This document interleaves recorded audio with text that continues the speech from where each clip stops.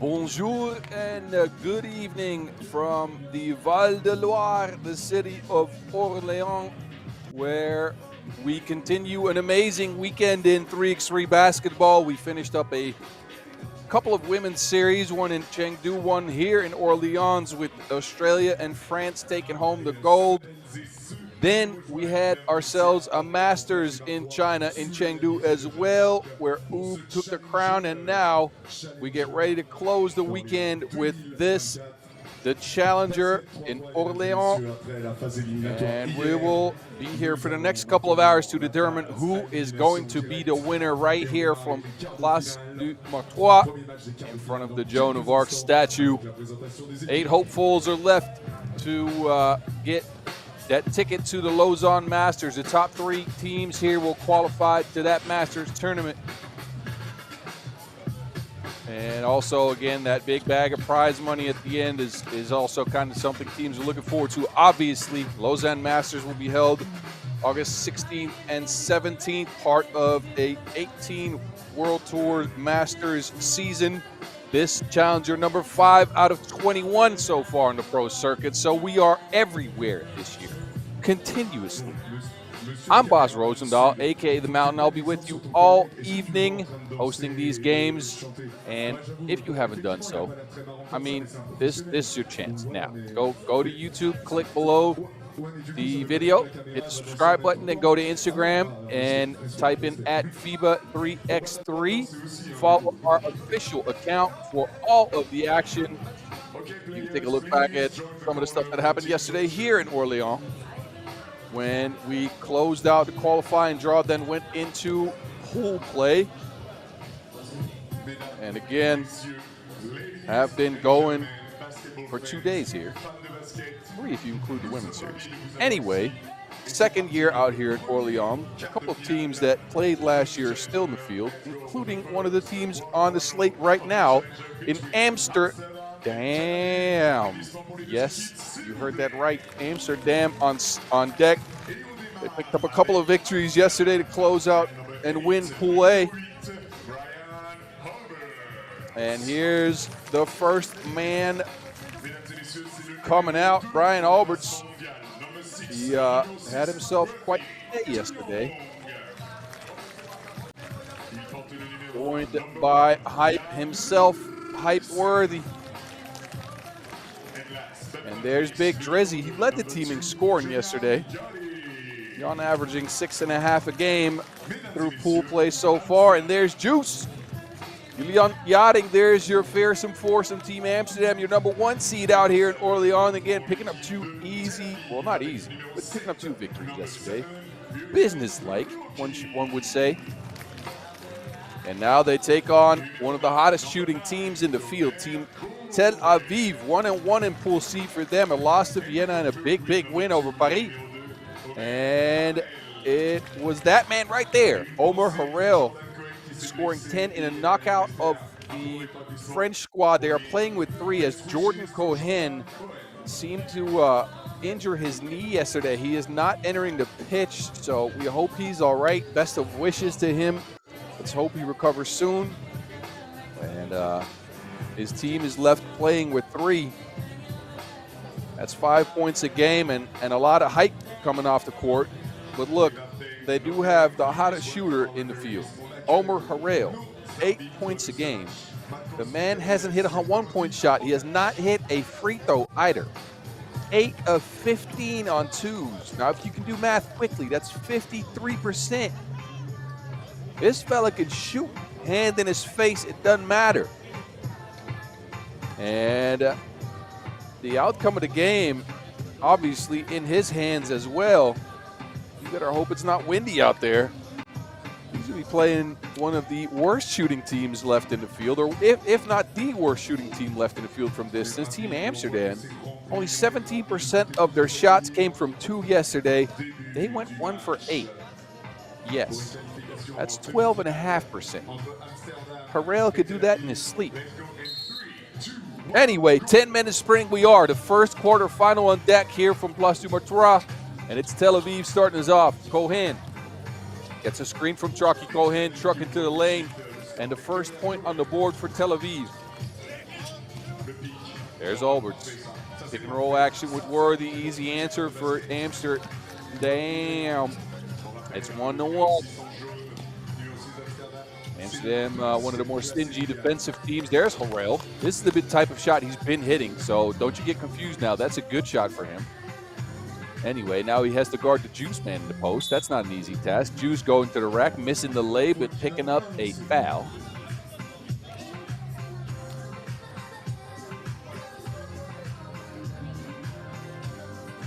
And Julian Yachting, Juice will step to the free throw line.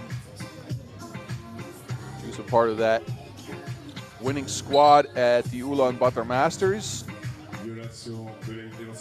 where Worthy picked up an MVP. Worthy was unworthy-like yesterday. He's in the top 3 in rebounds in statistics. He had 10 rebounds in their game that they won against Bordeaux Ballistique. But 4 turnovers per game for the star and only 4 points per game for Worthy. Oh, Juice is down. Cohen tried to put one in his eye, couldn't get it to go. Worthy back to it. Clears the ball. Finds Juice. Juice looking for any space. Pulls up for 2. And, well, that's still going. Did Jan save that? Judging by the look of Cohen, he did. Threw it off his leg.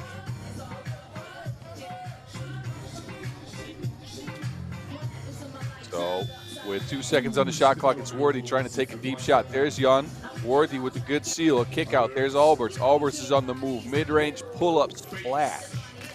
Feathery soft. Charmin soft touch. 2-1 Amsterdam after about a minute of play. Cohen.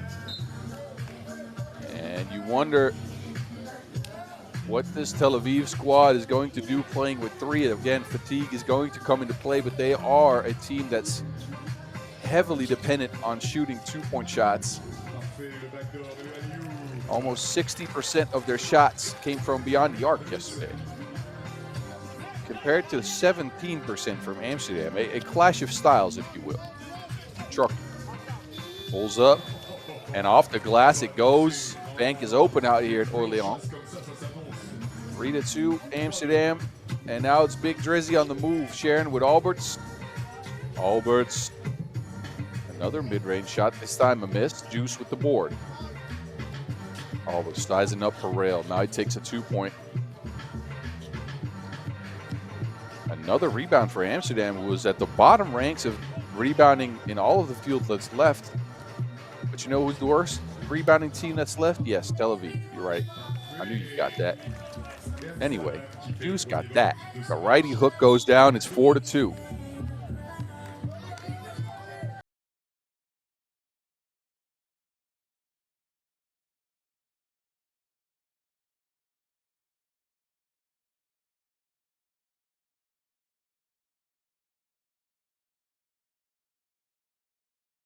That is his first 1-point bucket of the tournament. Harrell.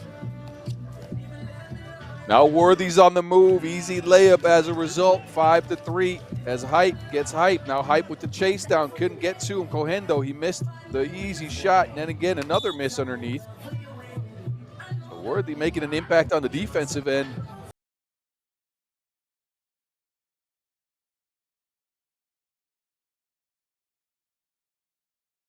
Accustomed to, but it's Team Amsterdam back in possession. There's Hype Worthy, stepping all the way behind the line. Knuckleball in the 2, it didn't go. Gets his own rebound, flips it behind the head for the N1 opportunity. Hoop and a harm for the Hype, the MVP of the Ulaanbaatar Masters, who again is sporting a new haircut yet again. This man's a chameleon.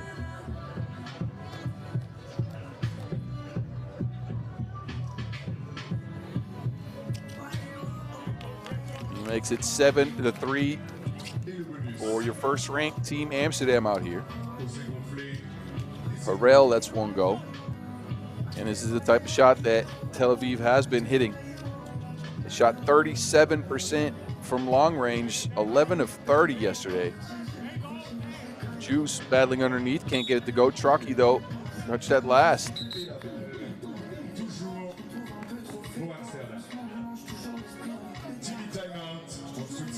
And we've gotten to our first TV timeout. Amsterdam in the lead, but this is a Team Tel Aviv that you don't want to blink against. Again, they can go on a heater, all of a sudden hit a bunch of twos. They are playing with 3, though. If you've just tuned in, Jordan Cohen did not suit up today. Got injured in their last pool play game yesterday, a win over Paris.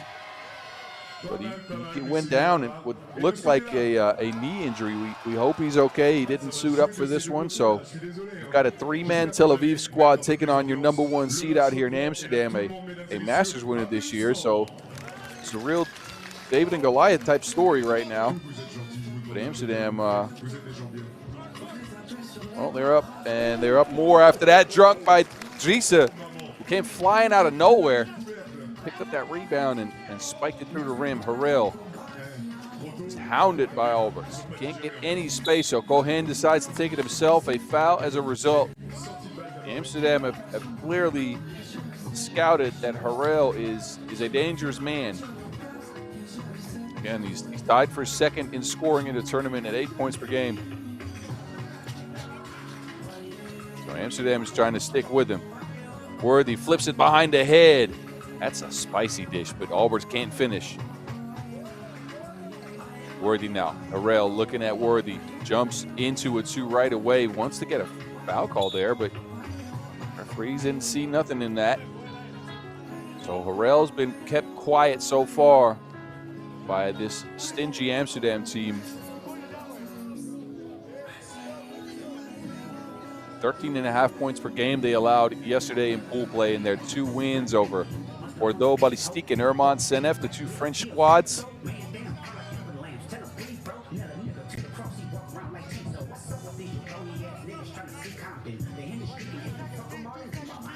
Harrell now, 1 on the shot clock. A heave high up in the air, almost gets it to go. And Worthy opts to let the Wilson go out of bounds. Gets a fresh 12 for Amsterdam at the top of the key.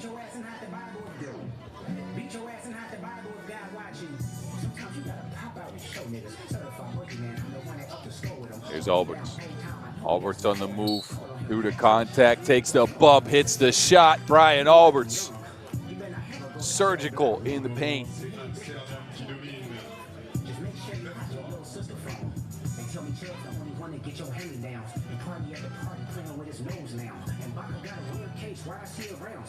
Alberts, who had 5 key assists yesterday, serving up some dishes. Oh, there's a call on the play.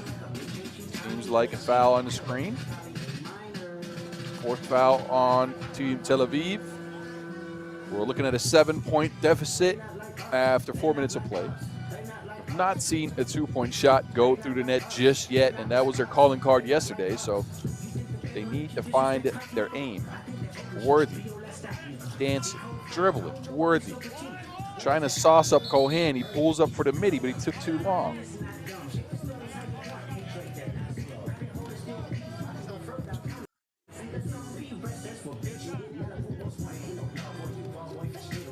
Tel Aviv at it. Can they get a 2-point shot to go? Cohen tries one. It bounces off the rim. Traki drops the rebound. That Wilson's back with Amsterdam now. There's Worthy trying a 2. Off the glass. And Tel Aviv with the answer, but it's only a 1. So Worthy didn't shoot the ball very well yesterday.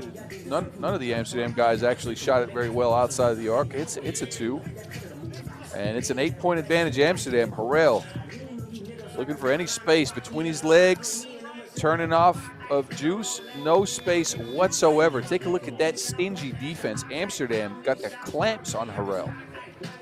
Incredible. Worthy, another 2. No good. So while he misses that, Cohen tries another one. And again, this has been the recipe for Tel Aviv, but it's not working so far. Worthy will take a seat. And Alberts will come back onto the half court. As we've crossed the halfway mark in this one, Amsterdam's in firm control. Harrell, daylight, splashing but missing. He's on the floor now, so it's a 3-on-2 situation. Alberts with the answer. Rebounds picked up by Juice, who gets fouled. So Juice.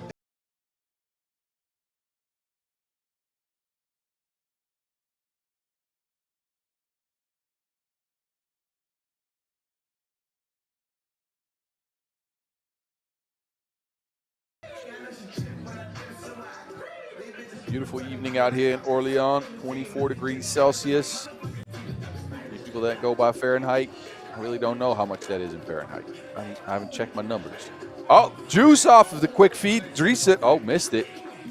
Albert's picked up the board. And another foul on Tel Aviv. That's number 6. They're having trouble keeping this Amsterdam team off the glass. Point of emphasis for Amsterdam after yesterday, where they ended up in the bottom of the pack as far as rebounding goes. And you know they take pride in that. So they've been on the boards like they want to play some Monopoly. Alberts splashing the free throw. A 10-point lead as a result. Tel Aviv in trouble. There's Cohen. Another miss. And the fellows from Israel are building a house underneath the basket. Just a bunch of bricks. Cohen again. Cohen looking for space. Driessen right there. Another missed 2-point shot. Over for Tel Aviv so far from beyond the arc. No opportunity for them to get any shots up with Amsterdam draped all over them. Defense for the Dutch has been very, very stingy.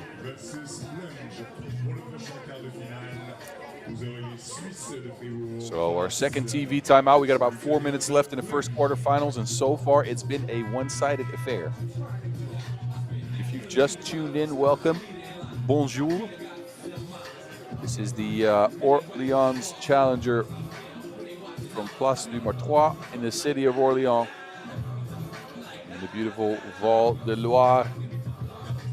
Say good evening for a glass of red wine and some 3x3, unless you're playing, that is, or commenting. Obviously, I don't have a glass of red wine. Anyway, I digress. Worthy back to it. Screen from Juice. Worthy.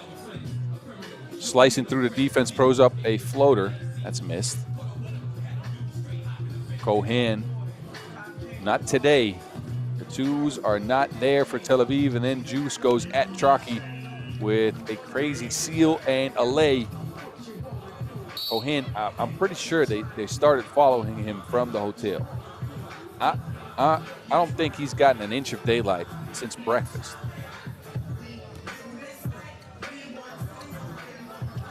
Traki.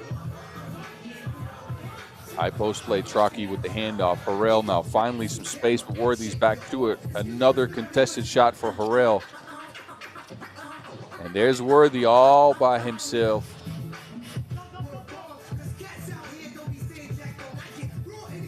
Worthy with the quick hands. That goes out of bounds. Wilson back to Tel Aviv. 7 seconds on the shot clock.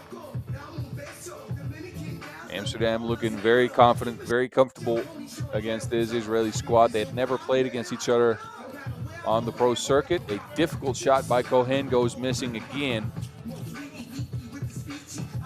And the offense for Tel Aviv is just not in sync. Driessen adds to it for Amsterdam. But the offense for Tel Aviv, well, there's a two, finally.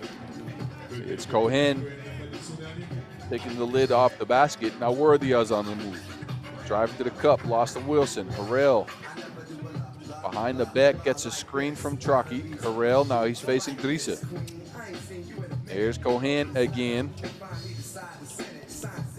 Rebound to Worthy, and now Worthy finds Juice. That's a great seal, but a missed lay. Cohen, a hitch and a shot, finds Traki underneath. So the 7-point on the board, a little bit of breathing room for Tel Aviv, but with 2 minutes to go, the writing's on the wall here. Worthy missing. Cohen with the board. And Cohen just throws up anything that he gets in his hands beyond the 2-point arc now. Driessen. But Worthy, another attempt from the 2-point arc, and Amsterdam can't hit any shots either. It's just been their 1-point shots that have gone. but Amsterdam continued a trend that they set yesterday with a low volume and a low volume hit and 2-point attempts and makes. A timeout on the floor called with about 1:46 left to go of Tel Aviv. They need a miracle right now. Amsterdam, they can keep cruising. They want to take some confidence, though, and a 2-point shot, again, not falling whatsoever.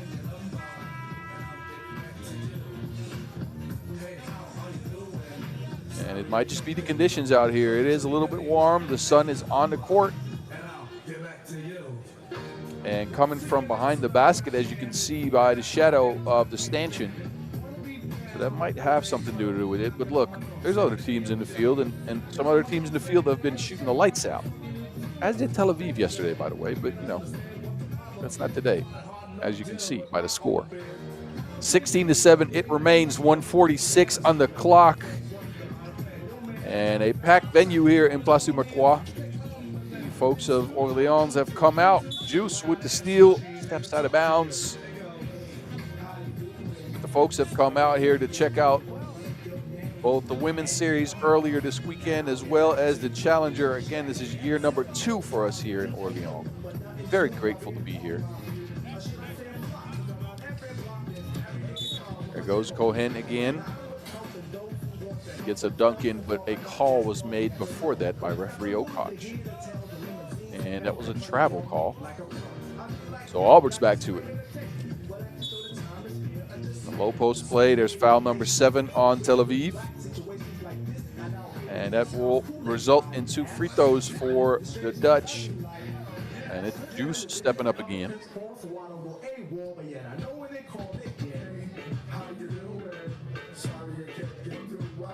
Yachting. Money on the first. And a 10-point lead for De Amsterdam again. And if they can keep going like this, it's semifinal material for the Dutch. As Juice puts him up to 18 points, and with 1:30 on the clock, Tel Aviv really need a miracle. They need some shots to start falling in, not ones actually. And if Traki keeps missing those easy ones, he finally got one. Juice again, nothing there. Juice is down. Looks like he got hit in the mouth.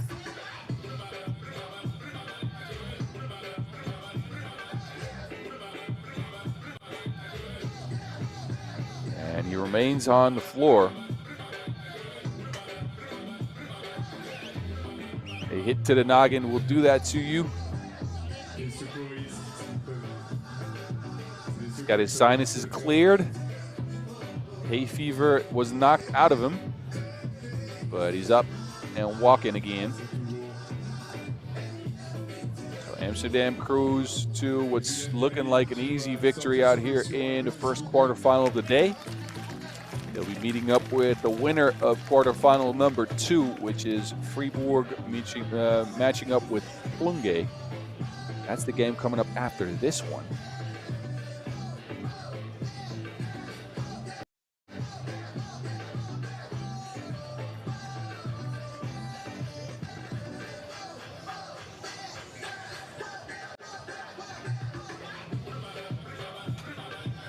So a little bit of a break on the court as referees are checking out what happened underneath the basket.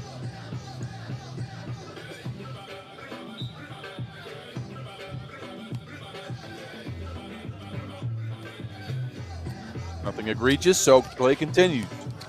Harrell hounded again by Alberts, has to take a very difficult 2. Finally gets one to go. Now a foul called underneath the basket as Traki tried to throw Driesen out of the way.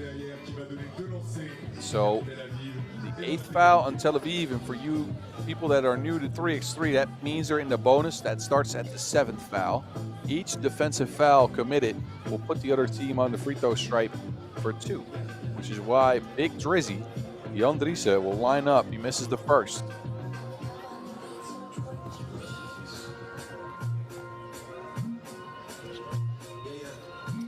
And second one front rimmed as well, gets his own board back, puts it up and in on Amsterdam's at game point. A 2 would end the game. Here's Cohen again, Gomer Cohen. That 2-point shot is just the left And then Worthy, a two-piece to end things. But misses the shot. It's tapped out by Driessen.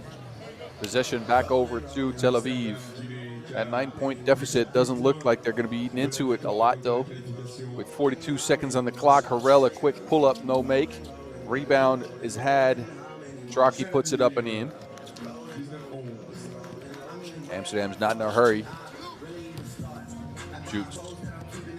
Driessen back to Worthy for another two-piece. This time, no biscuit, but a win. It's 21 Amsterdam, 11 Tel Aviv in a dominant display by the Dutch. They take the first quarterfinal. We'll be seeing them in the semifinals. Tel Aviv, they played with 3. Again, no Jordan Cohen, whose injury was too much to go today. The 2-point shot, they couldn't get it going. And Amsterdam picks up a victory. Y'all enjoy these highlights.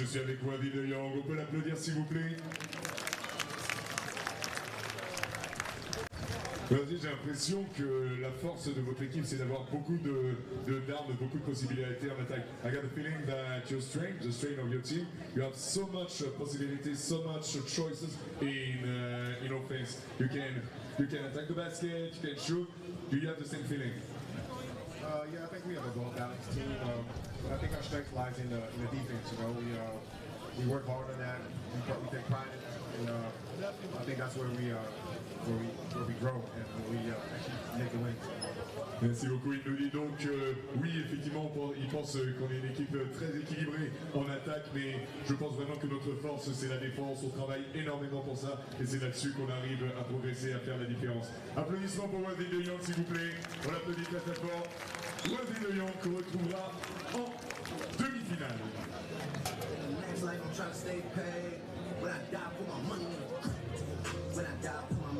Je vais même pas vous laisser le temps de vous reposer, mesdames et messieurs, puisqu'on va enchaîner avec la deuxième demi-finale. Let's go for the team introduction of the second quarterfinal. Sorry, not semi-final, quarterfinal. I hope y'all brought your snacks and your wine. This is going to be a good one. We are live with you all evening here from Place du Martroi in Orléans, France, where we try to determine who will pick up a ticket to the Lausanne Masters in August. Next two teams on deck are Fribourg and Plunge. Fribourg, an easy win over Mariampol Mantiga, followed by a nail-biter against Hangzhou after a 16-16 tie. It was a couple of free throws and a Natan Jurkovic drive that decided the game. And this is your squad. Dubas has been a rock. He's led the field in scoring, has also led the field or gotten close to leading the field in rebounding. He's shooting it at 62% from 1, 38% from 2, and 75% from the stripe. The man is a monster, just unstoppable. Your second leading scorer just stepped on the pitch, though, for Plunge. It's Kaminskis, who was actually the leader in rebounds and the second leading scorer. No twos for Kaminskis, all ones, 65% from ones, a bunch of free throws for him as well. He's joined by Zilius, Razoutis, and Jurkaitis.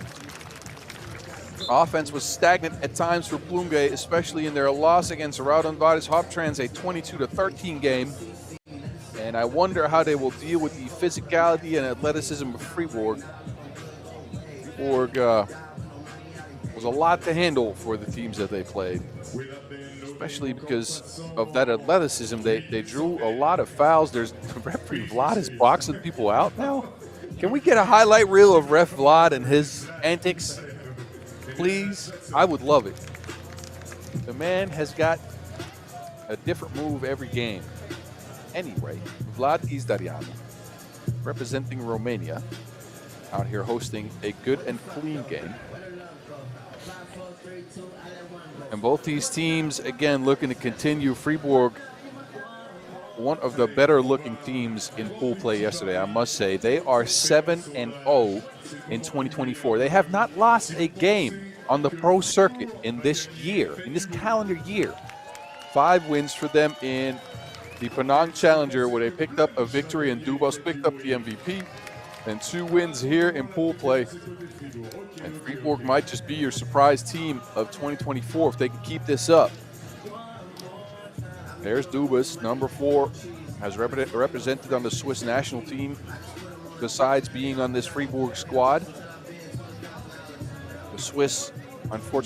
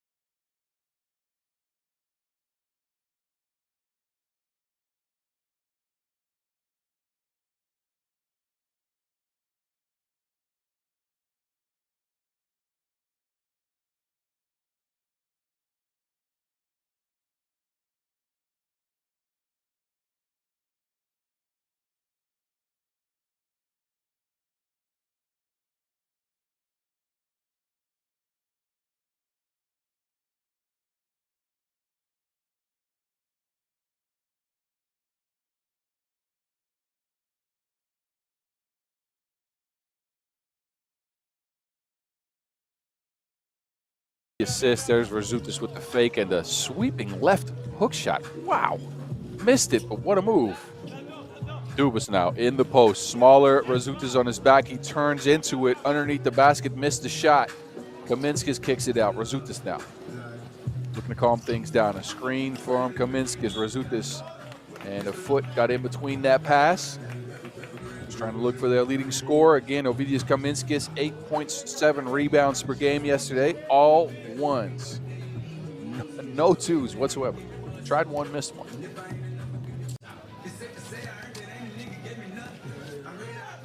Kaitis locked up. There's Zilius, big Z. Righty hook is down, and Plunge is on the board.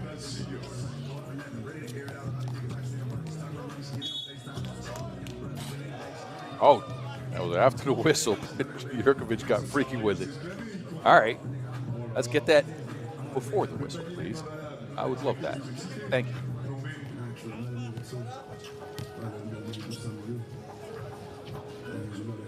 Dubas. Hand off to Kazadi. Kazadi, floaty in the mid-range.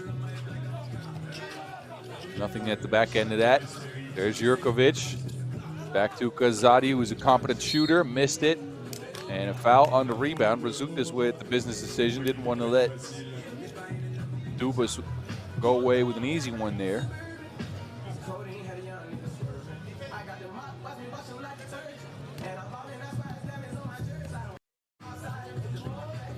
There's Jurkovic again. Missed the two-point attempt. Big Z with the board.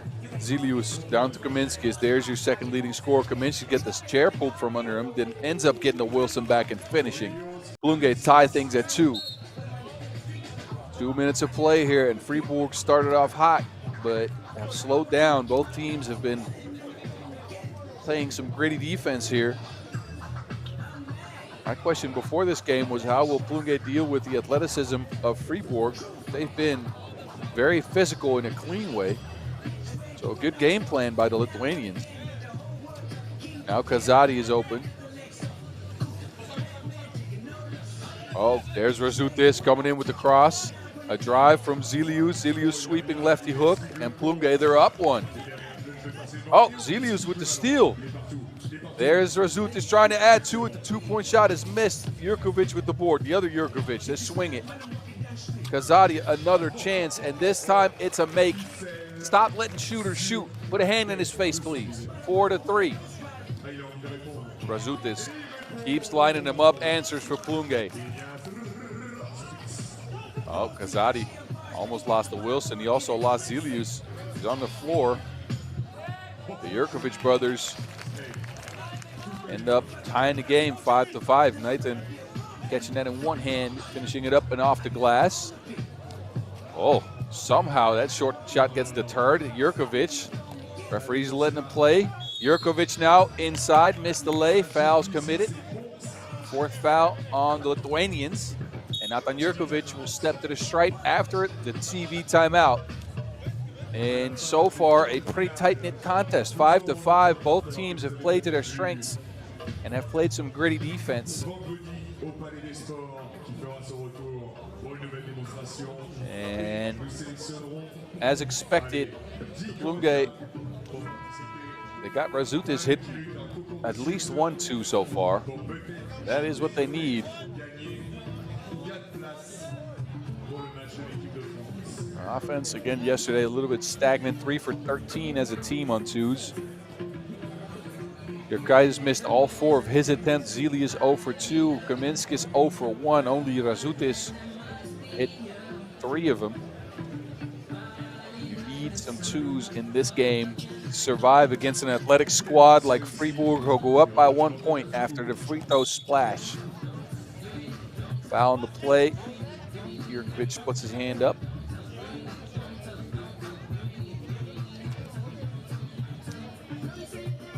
That's your 13 foul on Team Fribourg. A fresh 12 for Plunge. Razutis. Jurkaitis is open, but they couldn't get it to him. Razutis now jumps in the air, somehow threads the needle, and Kaminskis with the easy layup.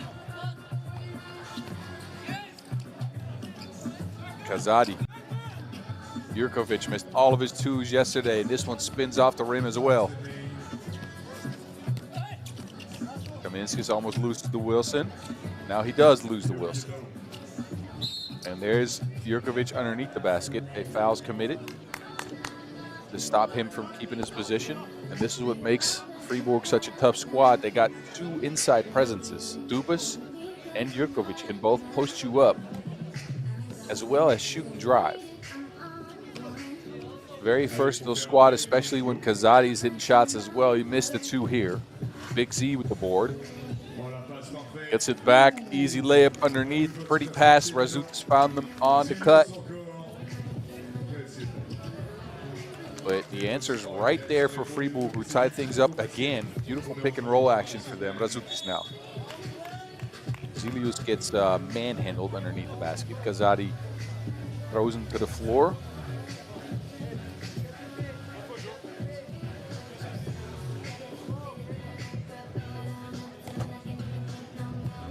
So a reset here for the Lithuanian squad, one of 3 Lithuanian teams in this tournament. Marijampolė Mantyga already out of contention. Raudondvaris Hoptrans still in the field of teams, looking maybe like the most dominant team in all of the field yesterday. We'll get to that when they play later, though. For now, we're looking at a 7-7 tie after 4.5 minutes of play here. And it's Place de la Martrois in Orléans, where we're going to be trying to determine who is going to go and get their spots in the Lausanne Masters. We'll be here until about 10 o'clock tonight. There's Dubas. Been a little bit quiet in this game so far. Kaminskis now kicks it out. It's picked off by Kazadi underneath the basket. There's Dubas.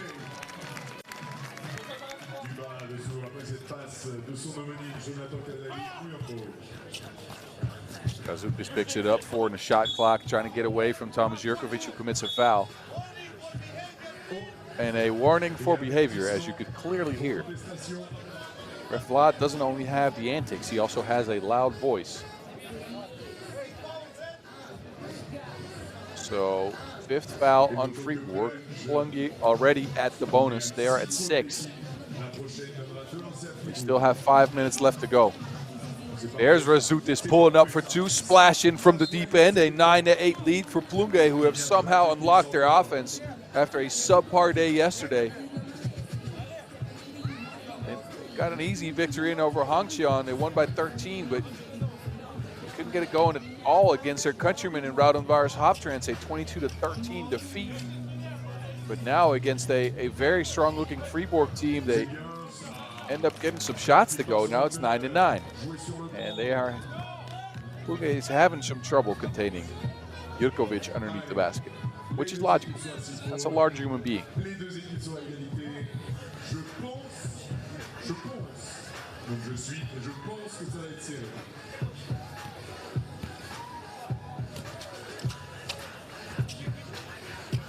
Zilius to Razutis. It ends up with Jurkaitis underneath the basket. Big Z turns around, misses the shot. Dubas with the board. Kazadi now goes looking for Dubas. He's not open though, so Kazadi opts to take a drive himself, dumps it off. There's Dubas. He found Waldo. 10-9. There's Razutis directing traffic again. Zilius. A wild pass and another wild hook shot. It's outside of the time. Now one of the people in the stands got a Wilson on their forehead.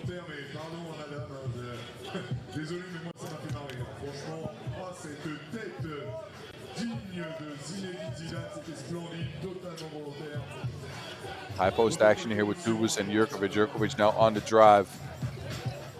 The other Jurkovic takes it inside off the glass. Fribourg finally got a little bit of a lead. Kaminskis now a kick out. Big Z fakes. Rack attack. There's Kaminskis underneath with a fake and a make. So Plunge right back to it. Jurkovic. The other Jurkovic, Thomas, chases down his own rebound, but Kaminski's got his mitts on it. Lithuanians hold up well as far as rebounding. Zilius goes down. Got hit in the eye.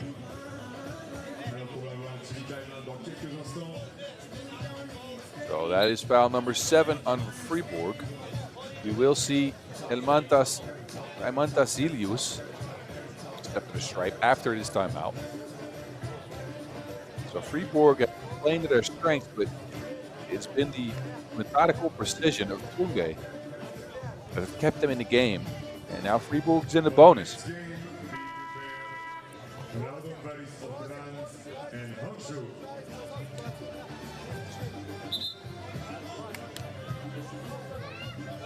Fans de basket, Orléanais, mesdames et messieurs, on a un très beau match entre deux très belles équipes qui méritent toutes les deux vos applaudissements. Très très beau match, applaudissements s'il vous plaît.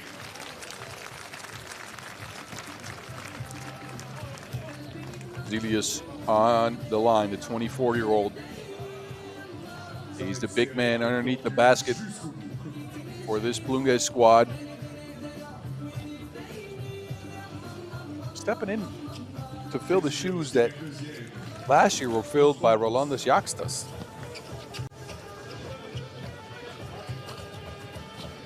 Dubas now spinning baseline, attacking Zilius. Can't get the shot up and over him. It's 11-11. Razutis with the fake. Kick out. There's Zilius again. Splashing a 2-ball. Plunge is up 2. 3 minutes to go. Then a steal by Razutis.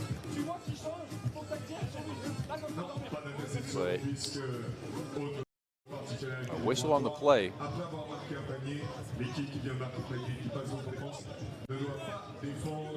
And I think a warning is extended for defense in the key after a made bucket.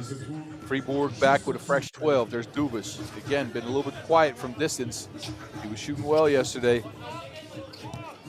Dubas now on the move, driving right, scoop layup, and that's bucket flavor.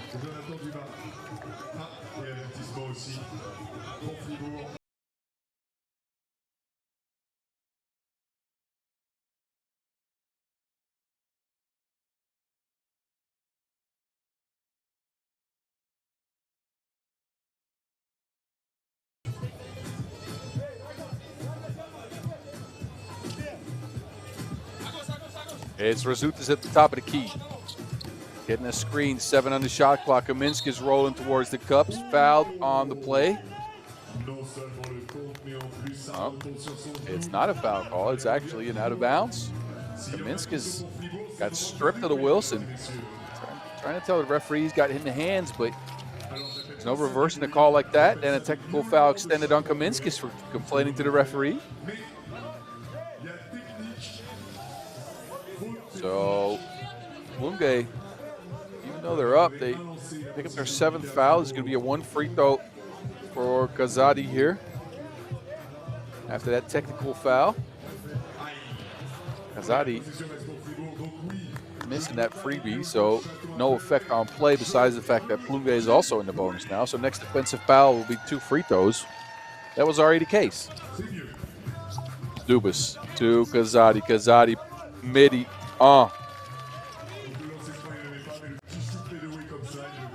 Zelius now. Wilson's taken out of his hands. 10 seconds on the shot clock. And a game that's getting more and more physical here. Razutis with a fake, a mean jab, and then a mean miss.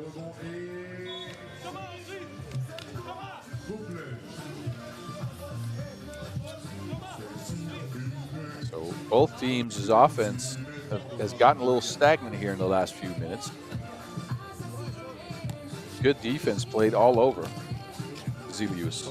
A backdoor cut. Razutis is not open. He finds Kaminskis somehow. A 5-star dish by Ignas Razutis. And Plunge is up 1. Now it's Dubas trying to answer. No good on the 2. Jurkovic battling it out underneath. A 14-14 tie again. 2 minutes on the clock. Razutis now behind the back. Oh, he dropped Jurkovic. Pass can't get it through though. There's a hand in there. Dubas for 2. And it's good. 16-14 Fribourg. They needed that too badly. Can Plunge answer? Razutis cutting Zelius. Not open underneath the basket. He's on the floor again. So now it's Jurkovic setting up. Jurkovic looking at Zelius. Dubas is underneath the basket. And that's Eaton right there.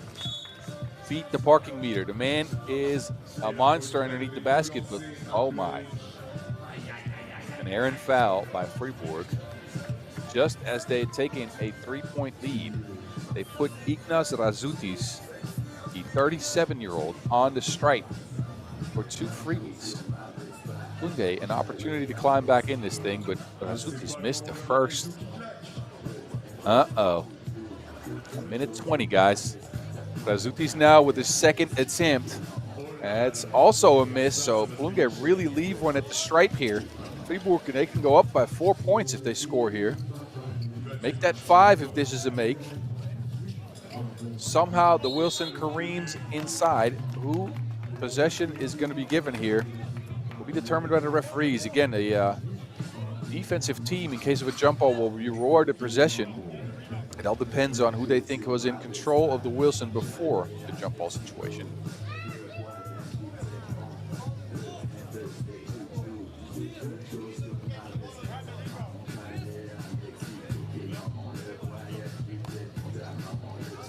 So Plunge will get another try. We are right at the 1-minute mark. Kaminskis gets a screen, spins into action, misses the easy layup. There's Jurkaitis picking it up. Out to Razutis. Razutis, a 2-point attempt is splashed. 17-16. Plunge right back into things. Dubas open for 2. Oh, that's in your eye. 19-16. Dubas continuing his dominance. It's quiet at the first half of the game, but has hit 2 big 2s here in the last minute or so. Jurkaitis, no answer. That's an air ball. And there is Dubas for the win. Off the front iron. Fribourg look like they are going to be running away with this one down the stretch. Kazadi pulls up for the game. It's a wild miss. Razutis, another opportunity here. He goes looking for Kaminskis. Kaminskis to Jurkaitis. Jurkaitis is fouled. That's 2 free throws and a stoppage of clock. I don't know if that's a smart play by Fribourg. The 9th foul on the Swiss. And they will put Modestas Jurkaitis, the 29-year-old, on the stripe for 2 freebies. Now, the last time Plunge went to the free throw line, it was 2 misses. So it might not matter, but why foul in that situation? You're up 3 with the clock under 12 and their team at 7, their opponent at 7 fouls. I wouldn't let them shoot. But you know what? I'm not out there on the court. I used to be, though. A long time ago. The game's changed. Anyway. It's, again, Modestas Jurkaitis step into the stripe with an opportunity to pull Plunge within 2 and maybe even within 1. Something they badly need with 11 seconds on the clock. Jurkaitis can't get the first one, so best they can do now is get it to a 2-point differential. Then they have to quickly foul, which they will do now. And they will put, I think, Natan Jurkovic on the stripe. Try for 2 free throws. A make will call game. 2 makes will be it. Then the game will end before the limit. It's Kazadi going to the stripe, actually. Kazadi, ooh, the first one's a miss. The best Plunge can hope for is another miss here. Then they need a quick attempt from 2.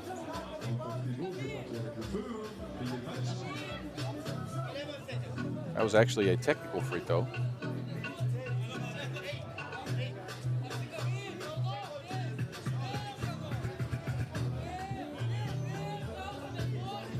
They need to foul again. This was a foul called off ball.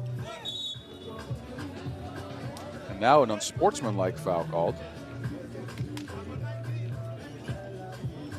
Odd sequence here. That is the 10th foul on Plunge because it's an unsportsmanlike. So it will be 2 free throws as well as possession for Fribourg. Their strategy is not paying off whatsoever. First, a foul off ball, which is deemed a technical foul, then a unsportsmanlike off ball. So now Plunge is at 10 fouls, and the game is in Jurkovic's hands, and Fribourg remain unbeaten in 2024 on the pro circuit.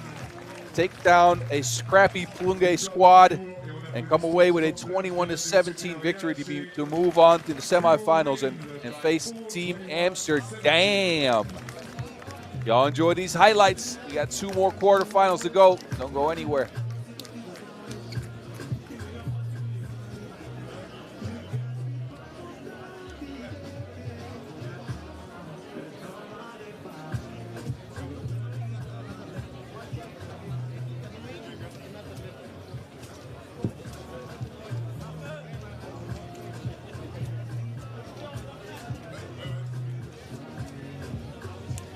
Je suis avec Natan Jurkovic, qu'on peut applaudir s'il vous plaît, applaudissements.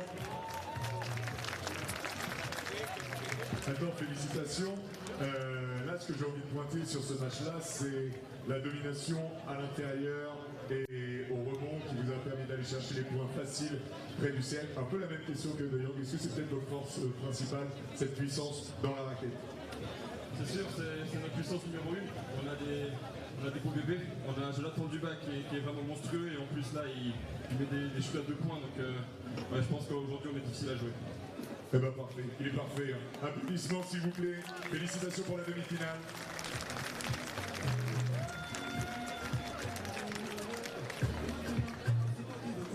Et nous allons procéder à la présentation des équipes du prochain quart de finale. Quart de finale qui va opposer Raudondvaris Hoptrans à Hangzhou. Next quarterfinal, Raudondvaris Hoptrans versus Hangzhou. Applaudissements pour les 2 équipes, s'il vous plaît. Are you out of breath yet? Because we are non-stop 10-minute sprinting tonight here in Orléans. It's the 3rd quarterfinal of the evening. It's Raudondvaris Hoptrans meeting up with Hangzhou. There is your MVP of the Marseille Masters. Flight mode. Modestas Kumpi's coming out first. And Raudondvaris could be considered a little bit untested in this tournament. They had a 22-3 win over Hangzhou. Yes, you heard that right, 3. And then a 22-13 win over Plunge. They hit 77% of their ones, 47% of their twos, and all of their free throws. They led the field in key assists, top 3 in rebounding, and they allowed the least amount of points per game. So a dominant display so far for the Lithuanian squad. They are facing a Hangzhou team that came in 2nd in Pool D, beat Mariampol Mantiga and lost a close one to Fribourg. Also coming out of the qualifying draw where they defeated Lamont and Carolina. They have not shot it well from 2, to say the least. 3 for 21. That's 14% for you math heads. They have the most points allowed per game left in the field of play. They're very foul prone at 8.5 fouls per game. But they play at a ridiculous pace. And they got a man called Goran Vidovic, Mr. Positive. He is first in highlights and second in key assist in the field. They also got one of the top rebounders and one of the top scorers in Kovacevic. Wow. The Cristiano Ronaldo landing now for Vlad. I'm going to go ahead and say he doesn't look like Cristiano Ronaldo, but it's all good.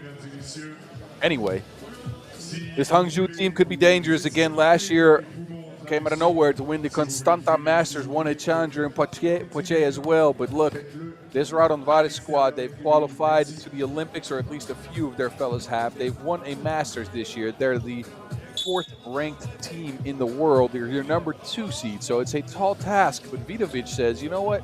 Let me get that first shot. There's Uzi. He was nice in his return, led the team in scoring at 6.5 per game, and this will help the hoop and the harm for Marius Uzupis. Again, back after recovery from injury. And again, he was balling out yesterday. So the Uzi on the strike. The back scratcha is missed. The man has an unorthodox shooting form, y'all. But he shoots it very well. 4 for 8 from 2 yesterday. Samardzic with the miss. There's the Uzi with the fake. He drives right, finds the Lithuanian underneath. No room for a shot, so Pukelis has to try to create one of his own. That's no make. There's Trajkovic. Trajkovic steps into a 2, and hey, look, if this is what he's going to bring after a quiet day yesterday, then Hangzhou is looking good. Trajkovic, only scored 3 points per game in their 2 games in pool play, not counting the qualifying draw. There's a dangerous man. Vingelis missing the midi. But look, Trajkovic, if he starts going on a heater, especially from 2-point range, that bodes well for this team, Hangzhou, who need the shots to fall if they want to make a dent in this game against Raudondvaris Hoptrans. Again, the most dominant-looking team in the entire field yesterday. Vingelis, Uzi, and a whistle on the play.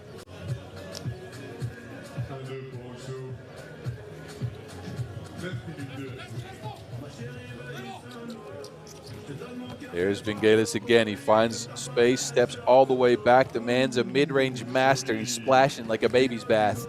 2-2. Vidovic with the answer from long range. That 2-pointer's missed.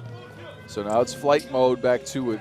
Lithuanian, there's Vingelis underneath the basket. Float game no good. It's 2-2, and it remains 2-2. Kovacevic spinning into a foul. Your number 1 ranked player in Slovenia. Again, this team, Hangzhou, representing a Chinese city with 3 Serbians and a Slovenian playing for them.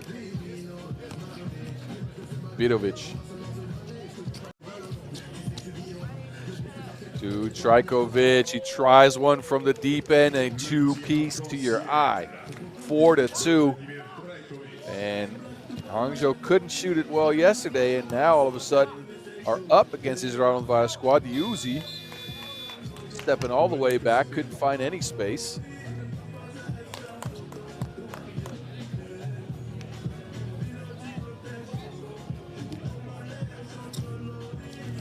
Hangzhou with an opportunity to go up even more. Vidovic, a lob into Samardzic, finishes the layup, a 3-point lead for the Chinese squad. Raudondvaris looking for answers right now. A whistle on the floor. And an offensive foul on Raudondvaris Hoptrans. We're looking a little bit out of sorts, and as we said, they weren't fully tested yesterday. Easy victory over Hangzhou, and and they played Plunge, the squad they know so well from back home, and they got a pretty easy win going against them. Hangzhou testing them right now, I'll tell you that. Uzi trying to get the ball in a post-up position, couldn't get it. Hands it off to Vingelis. Vingelis on a rack attack, easy scoop, bucket flavor. It's 5-3. There's Vidovic again. Vidovic with a pass that got picked off. So back to Raudondvaris we go. Now it's Vingelis. He's shooting almost at a 50% clip from two, but a rare miss for the sniper. And Vidovic finds Trajkovic underneath. Hangzhou, they keep on scoring. Flight mode. Lets one fly. Uzi misses on the rebound, and back to Hangzhou we go. It's Samardzic now to Trajkovic. Trajkovic, another attempt, same spot, different result. They get it back though. Trajkovic again. Vidovic. The ball off the screen. That's an easy layup for Samardzic. So Hangzhou playing the pick and roll game to perfection. Raudondvaris having a little bit of trouble scoring a Wilson. They've gone to Vingelis. Vingelis now has delivered on a bunch of ones. It's 4-7 now. But they have to get some stops. This might help. At least it was close to a stop. They broke up the play.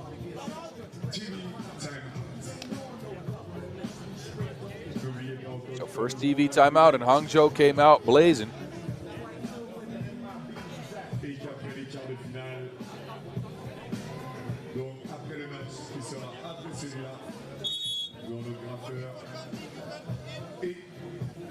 La possibilité de gagner des places pour l'équipe de France. Et avertissement pour coaching. Avertissement pour coaching du côté de Hangzhou.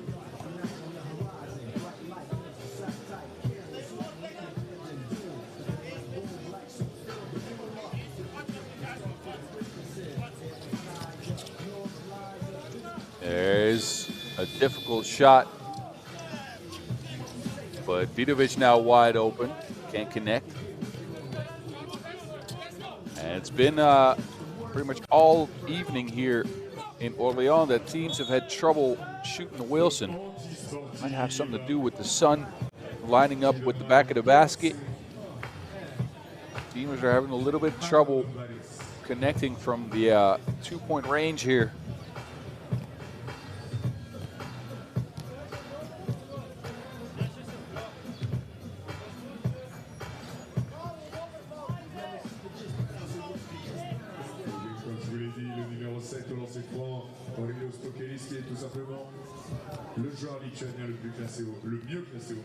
Orléans Challenger on the stripe.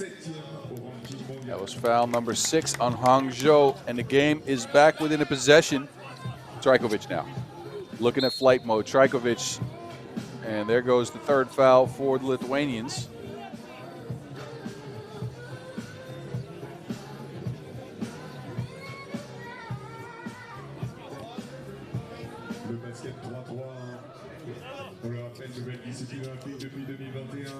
There's Trajkovic again. Hit a couple from that spot, but this time no connection on the two-point attempt. And pretty low-scoring affair so far, a 7-5 game after over 4 minutes of play. And with the foul situation like this, I would say that favors Raudondvaris just a little bit, as they have the largest human being left in the field of play on their squad in Orléans Challenger, the Lithuanian, but a mean hezzy. Left flight or Uzi in the dust. Trajkovic with the bucket, 8-5 it remains. Vingelis now from the corner, no make. Challenger can't get his mitts on the rebound.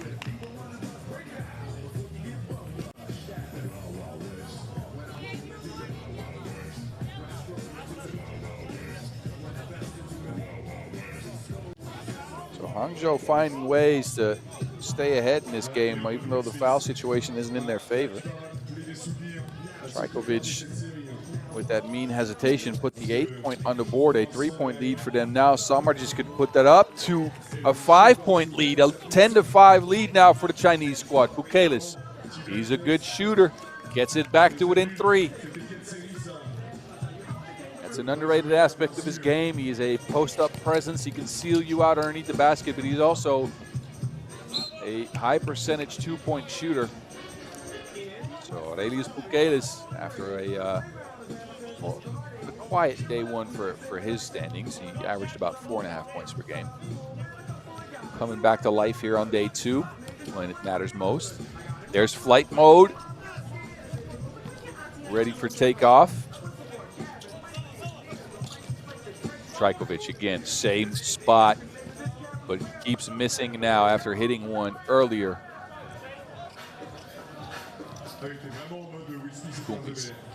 Kumpis attacking Trajkovic, a righty flip shot is no good. He gets his own rebound somehow. There's the Uzi, back scratching into a 2, 10-9. We are under the halfway mark here, close to the second TV timeout as Vidovic, another 2-ball. So both teams unlocking the sniper scopes here in the last minute or so. Kumpis now getting another layup to go down for the Lithuanians. A 1-possession game it remains. We are right at the 4-minute mark now, and a foul called. Excessive defense on Raudondvaris Hoptrans. That's foul number 4, and that will move us right into our TV timeout here with a 2-point lead for Hangzhou. We've gotten enough going to get Raudondvaris Hoptrans on their back heel. Largest lead so far has been 5 points in their favor. It's gotten back to 2 now.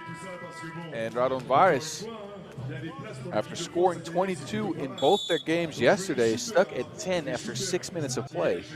They ended both their games yesterday before the limit.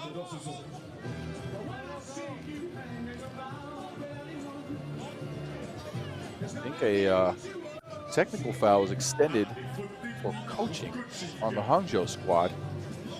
So we see Bukelis line up for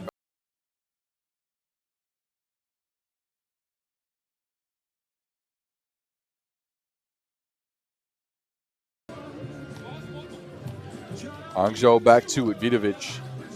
Vidovic gets a screen. Kovacevic has been quiet so far. Vidovic, oh, he lost him like no Google Maps, but he forgot to make the layup. He left Bukelis in the dust and then just blew the crib.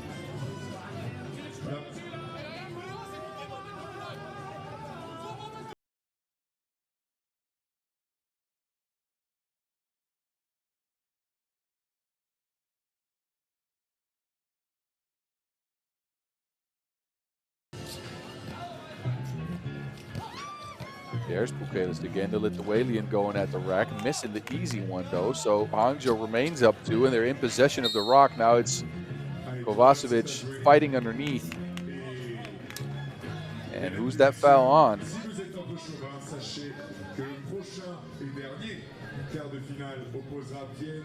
Looks like foul number 5 on the Lithuanians. Hangzhou back to it, a high post play. Samardzic and Trajkovic. Trajkovic keeps going to the same spot, but the result has been largely misses so far. Oh, Vingelis all by himself. Home alone. Macaulay Culkin style. Oh, there's another 2-ball splash. Kovacevic showing the range. So again, a 3-point lead for Hangzhou, who could be working on one of the bigger upsets of the tournament so far. 3 minutes and counting on the clock.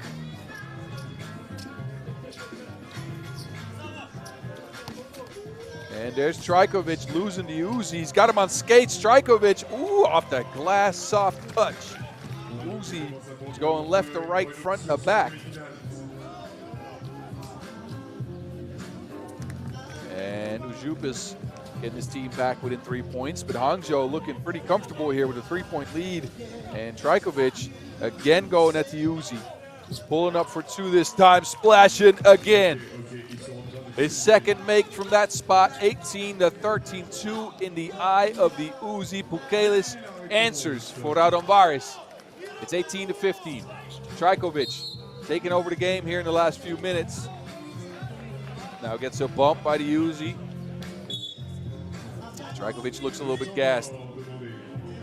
Timeouts called on the floor in an entertaining quarterfinals. Hangzhou has been in the lead from the start. Raudondvaris has been chasing, and Hangzhou couldn't get any two-point shots to go down yesterday, but have gotten a few to go down here, just enough to stave off Raudondvaris' comeback time and time again. 2 minutes until we know who's going to go on to the semifinals. Raudondvaris better find some defense. Offense has not been a huge problem at 15 points after 8 minutes. They have not been able to stop Hangzhou consistently. Vidovic now. He's got Vingelis in front of him. He's looking for a pass. Vidovic now going into attack mode. 2 on the shot clock. Vidovic gets to the cup, misses the layup. The rebound is mishandled by Kovacevic. Tapped out. Trajkovic looking to challenge that. You can't do that here as the challenger. You can only do that in the World Tour.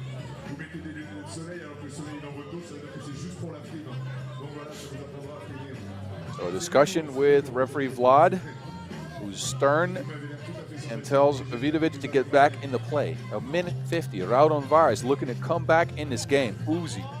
They're going to need some of his shooting. There goes one. And he's down. 17 to 18. The Uzi splashing again right when it matters most. Vidovic now looking for Kovacevic underneath the basket. He's got the Uzi draped all over him. Uzi stops the play. Raudondvaris could tie things up or maybe go ahead in this one. Uzi. Marius Ujupis with another 2-ball, but it's a miss. So a minute 22 on the clock. Hangzhou now, they go down to Trajkovic. Trajkovic looking for space. Fakes, steps underneath, misses the layup. Good defense by Kupis. Flight mode, back to Ujupis. Ujupis, now he goes to the rack, steps into things. The Lithuanian misses a bunny. We're still at a 1-point lead for Hangzhou. We're under a minute. Kovacevic is open, mishandles the Wilson and throws it out of bounds. Both teams with some mistakes down the stretch here. So misses by Raudondvaris underneath the basket, and now an ill-timed turnover by the Chinese squad. So a timeout on the floor with 54 seconds in a nail-biter from Place du Martois here in Orléans. Faites du bruit si vous pensez que Raudondvaris va gagner. Faites du bruit si tout à l'heure vous avez envie de gagner les places pour l'équipe de France. A minute left. Let's see who these teams will go with, as they possibly don't have another option to substitute their players. It's the Uzi remaining on the bench for Raudondvaris. Hoptrans, Kupis, Vingelis, and Pukelis. It's Samardzic, Kovacevic, and Trajkovic. So no Vidovic for Hangzhou. Kupis to Pukelis. 7 on the shot clock, goes to Vingelis. Pukelis underneath the basket, looking for position, but a turnover. An ill-timed pass, an ill-timed turnover. Now it's Trajkovic waving his teammates off. He's trying to go at, well, he finds a pass. Kovacevic misses the 2. Trajkovic skies for the board, but it's flight mode, flying higher than everybody else. Back to Pukelis. Pukelis now going towards the rack, jumping into the contact, missing the layup. 25 seconds to go. Kupis clears the rock first. That's a smart decision. Pukelis now missed a couple of easy ones. Decides to take a contested 2. They get the rebound back. Now it's Pukelis underneath the basket. Somehow gets his mitts on the Wilson, and it's a tied game at 18. 4 seconds on the clock. Trajkovic, ball in his hands, 2, a deep pull-up, and it's not a make. So bonus basketball out here in the third quarter final of the day, as Raudondvaris fumble and fumble into a tied game. They missed a bunch of shots, but they finally got one to go with about 5 seconds on the shot. On the game clock, I mean. And we've got a tie, ladies and gentlemen. So for those of you that aren't familiar with 3x3, first of all, we're happy to have you. Watch them.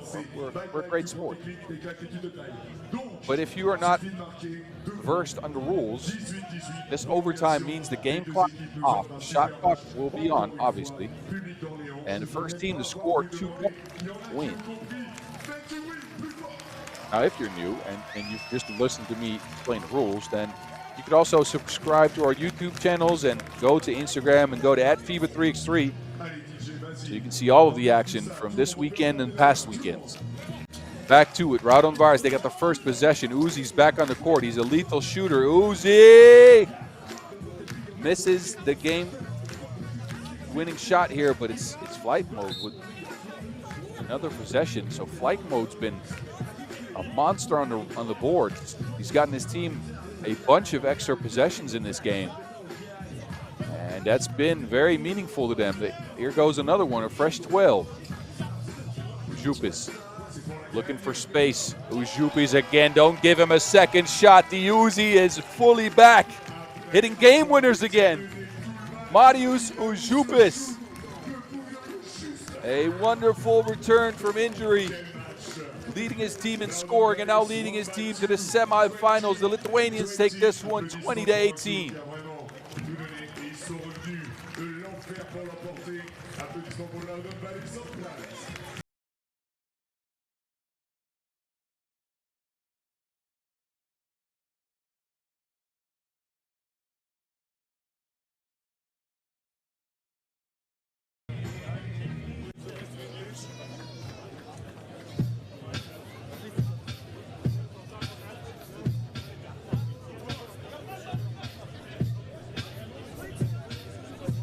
Mesdames et messieurs, je suis avec Modestas Koupis.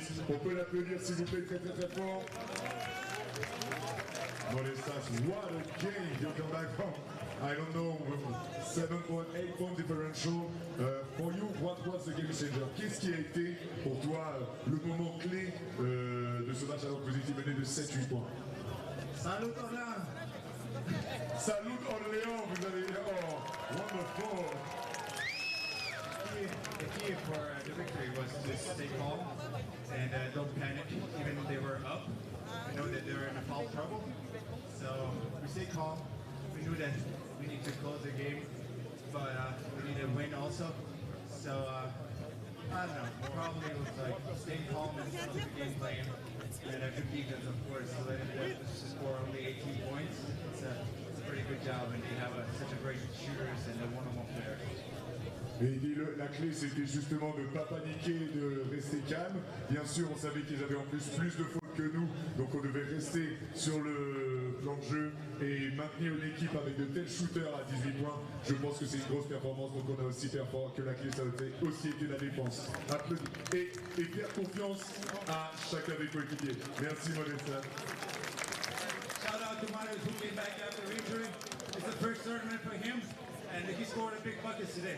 Et merci à Marius qui revient d'une grosse blessure. C'est son premier tournoi après cette blessure. Et ça fait vraiment plaisir de le revoir sur un terrain. Applaudissements pour Modestas Koupis, s'il vous plaît. On a pris du retard, on enchaîne. Oh, ah oui, pardon. Attendez. Et vous avez besoin de sauter.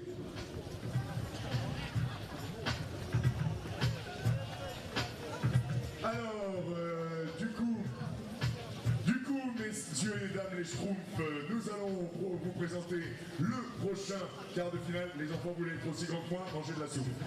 Le prochain quart de finale qui va opposer Vienna à Ermont SENEF.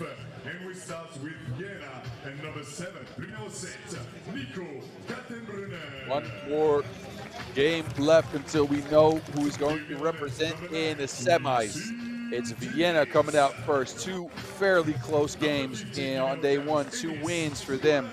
An 18-15 takedown of Paris and a 21-16 beatdown of Tel Aviv. Kaltenbrunner, third in player value in the field. Didn't shoot it too well, but a good sighting as they got Quincy Diggs, Quinsanity, only taking 9 shots in 2 games, but he showed signs of life in their last game with a 5-point outing. didn't have the greatest start to the 2024 campaign. But we know he's a very capable scorer, a very capable player. He was very impactful on the defensive end, nonetheless. And then maybe the surprise of the tournament, Ermont SENEF with Hervé Jean-Pierre, the magician. The man brought more magic than David Blaine, and his man's moves are Dumbledore. Y'all see what I did there? Dumbledore. He's got silly moves. He's got the Wilson on a string. He's joined by Guy Kabaya, Yves Kamga, and David Amar. This is the youngest team in the field out here. And they played a deciding game against their big brother, Bordeaux Ballistique, another French squad with some veterans on it, and won that game to represent here in the quarterfinals. They are first in key assist in the field. And Jean-Pierre is he's leading them in scoring. Your referees, Dorothy Okoch and Marcos Michaelidis. But Jean-Pierre is the second in the field in scoring at 8 points per game. He went 3 for 12 from 2, and is second in drives in the field. Again, just keep your eye on the man. That's all I'm going to say. Number one, he's on the left of your screen there. The man is a straight-up magician with the Wilson. Murati starting things off for Vienna, and there's a foul on the play right away. Too much physicality there by Kabaya.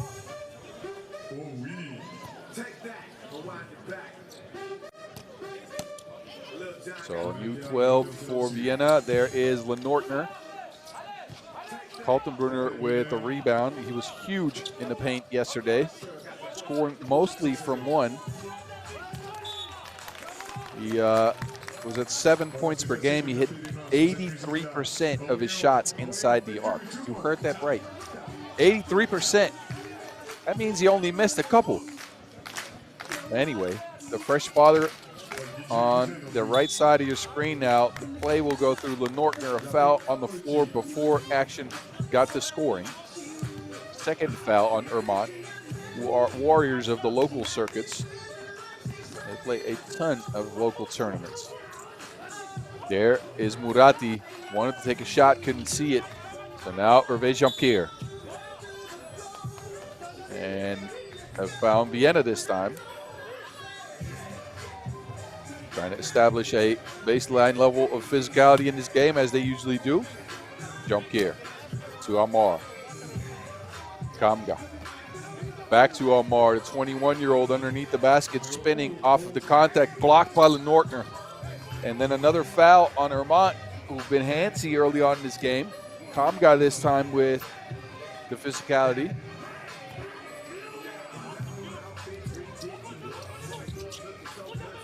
Dig. Murati stepping back to, not in the eye, that was a miss. Jean-Pierre. And couldn't get the pass off, so it traveled now. Vienna putting a lot of pressure on the young French guys. And it's resulting in turnovers and fouls so far.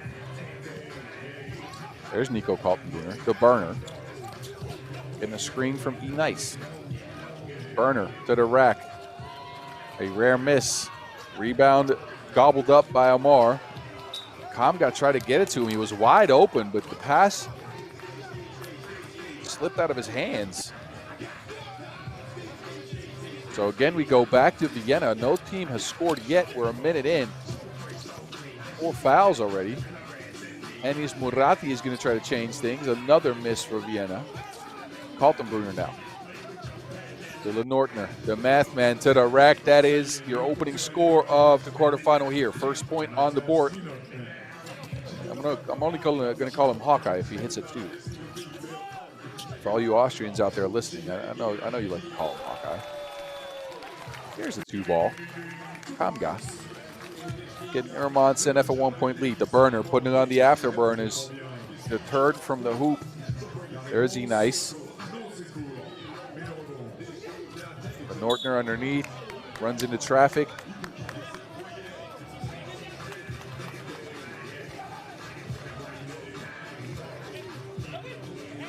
And another foul on the French squad. Ermont SENEF at 4 fouls after a minute and 45 seconds on the pitch. Diggs pulling up for 2. Again, had himself a nice little outing against the Tel-Aviv squad. 5 points. 2 for 3 from 2. And again, this is not a game we usually get hyped over. But Quinsanity, again, his only tournament of the year so far was the opener in Utsunomiya, and he averaged 1.7 points per game there, and we are not accustomed to that. There's Hawkeye. See? Look, if he starts hitting those, I'm going to keep calling him Hawkeye, but he needs to get one before I call him. Anyway, Hawkeye putting his team up 1. There's Jean-Pierre. He's been a little quiet so far. Pulls up and tries to get a 2-piece going.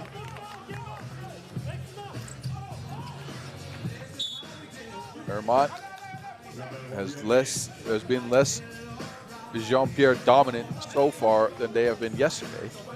That was a part of their recipe of success, was Hervé Jean-Pierre saucing people up and then finding his teammates on open looks. Diggs, that's an open look. Rebound back to Ermont. Here's Jean-Pierre.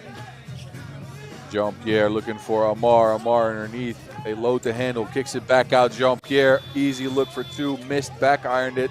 But Kabaya, see what had happened was, and then insult to injury, the burner, 1-2, 5-2.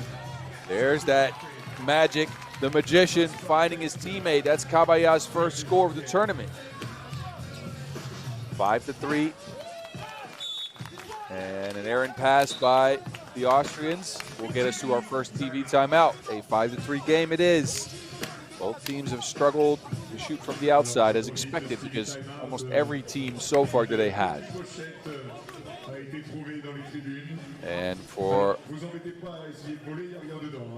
a team Vienna that's maybe more so dependent on that outside shot, I mean, they usually take over 40% of their shots from there. 37 right now. That's rough. Ermont, 38% of their shots come from 2. So maybe it's not that much of a disadvantage to Vienna. Not in this tournament, at least. Anyway, it's Kamga. Continuing play. They go back to Jean-Pierre. Jean-Pierre, big steps. Moving that Wilson around. Oh, I had him lost. Lenortner got dropped off by Jean-Pierre. The man can dance. Got a date with Wilson. Jean-Pierre now committing a foul underneath the basket.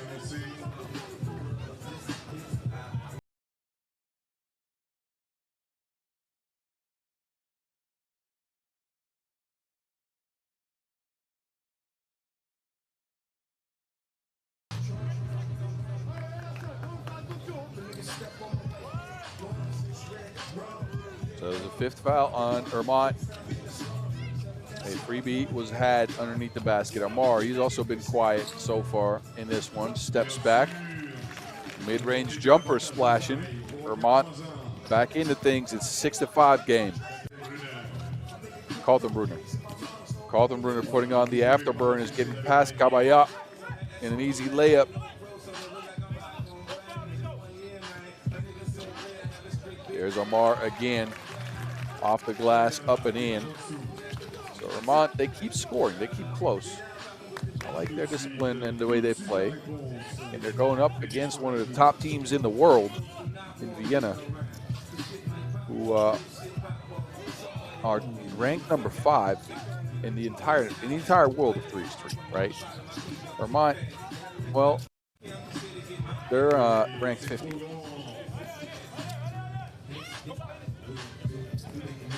Kabaya.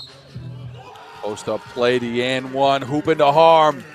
The young Frenchman making this a game. 7 points, an opportunity for number 8 to get back within 1 in another David versus Goliath matchup. Vienna, based on ranking alone and seeding, they're your number 3 seed here. Going up against your number 12 seed, should win this game, but Ermont making this a contest.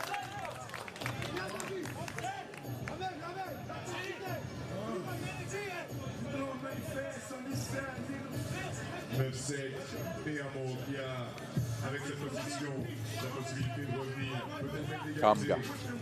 Kamga going right, getting past everyone, loses to Wilson though. Berner with the quick hands. He goes looking for Murati. Murati with an offensive foul, pushing Jean-Pierre out of the way. So possession back to the French squad. Ermont SENEF, an opportunity to tie the game here or get closer anyways.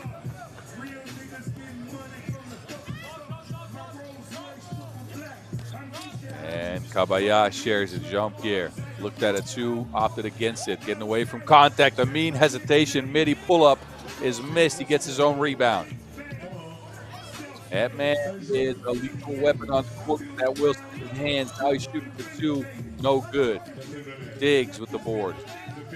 Comes up hobbling a little bit, while Kaltenbrunner gets another two-piece hit going, 11-7, so Diggs. Hopefully he's okay. That he looked a little bit hobbled there. Kamga stepping back. A splash from Tulane would help. Still a one-possession game. There is Diggs with another big two. So the scopes are unlocked. Deuces are wild. We got more deuces than Japanese selfies in the last minute of this game.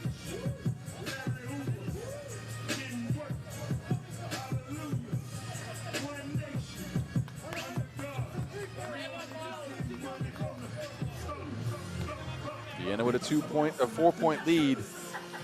Can Ermont stick close? They've hit timely shots to stick in this game. Now it's Omar, a handoff. Jean-Pierre, he's open, but opted against a shot, crossed off. Nice, missed a shot, and the rebound goes to Vienna.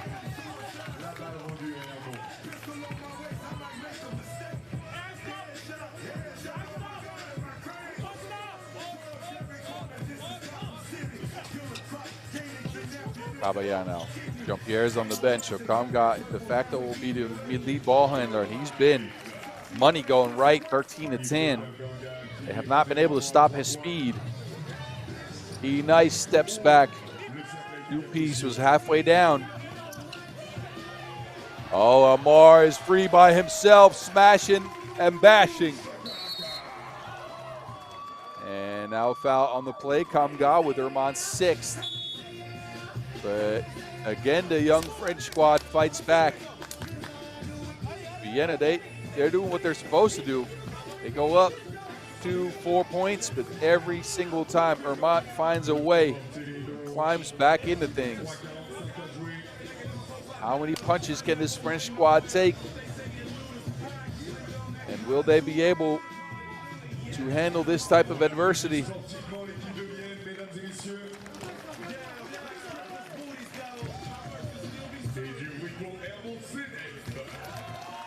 It's the Berner taking the Wilson.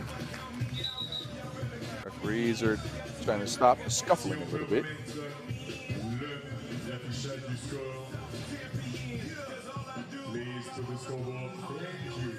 Scoreboard's back on. We had some technical issues, but we're back. Here we go. Berner, 3:40 on the clock. And there's Hawkeye wide open for two. That's usually good, but leaves this one short.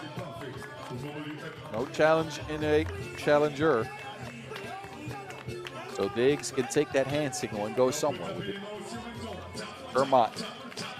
An opportunity to climb closer again. Jean-Pierre can't shake Diggs. Oh, Amar's letting him fly now too. Diggs. Trips. Gets it to Kaltenbrunner. Kaltenbrunner, a foul call underneath the basket. And I'm pretty sure that's number 7 on Ermont. Yes, it is. So the 7th foul on the young Frenchman. We'll put Hawkeye on the line for 2. And the Northerner knows what to do with that. And he's a good free throw shooter again. Leads their squad in scoring on the season at 7.5 per game. And calmly splashes freebie number 1. Next make would put them up 4 points. A very comfortable decision. Try and see who goes into the semifinals to take on Team Raudondvaris. Kamga, a step back. Oh, He didn't think that was going in, and it went in. He chased down the rebound, and it just went through the net. Burner with the answer right away. Kaltenbrunner has had an exceptional tournament here.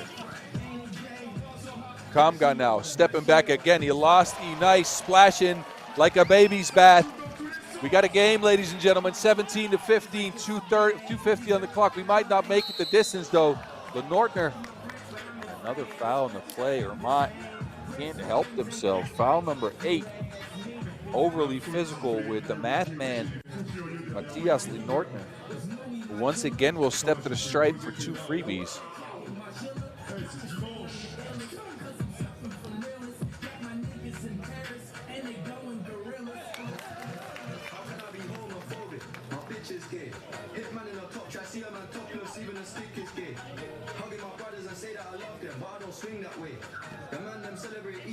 Lenortner, an opportunity to put his team up 3 points here.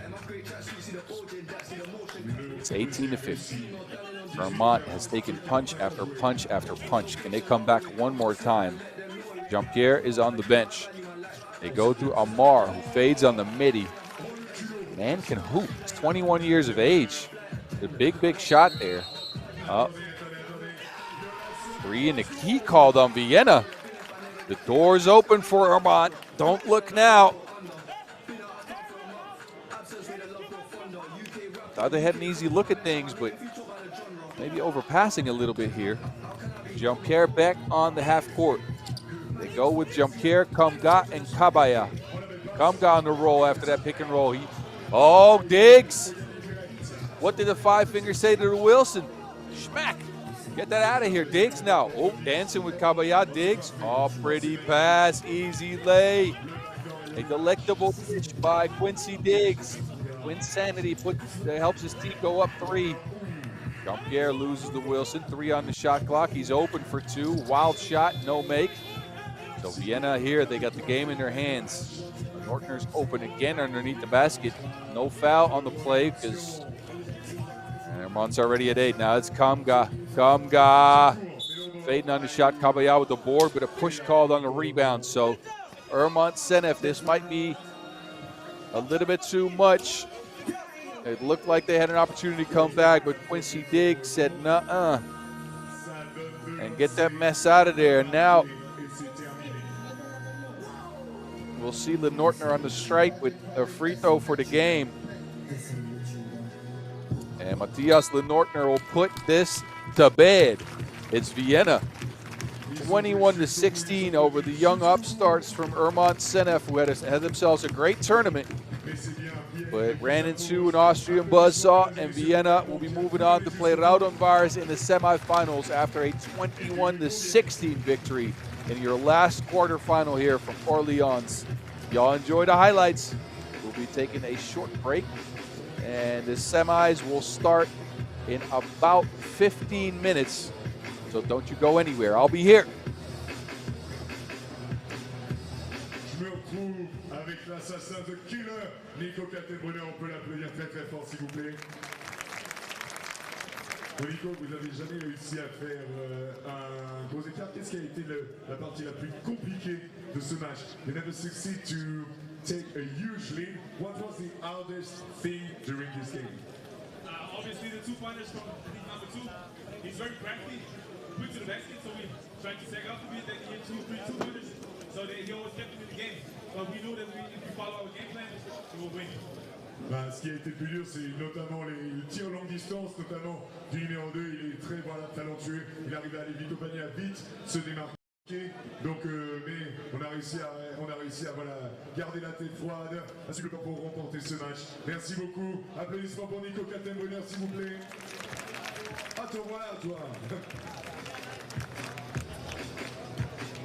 Et on a Schizo qui est de retour.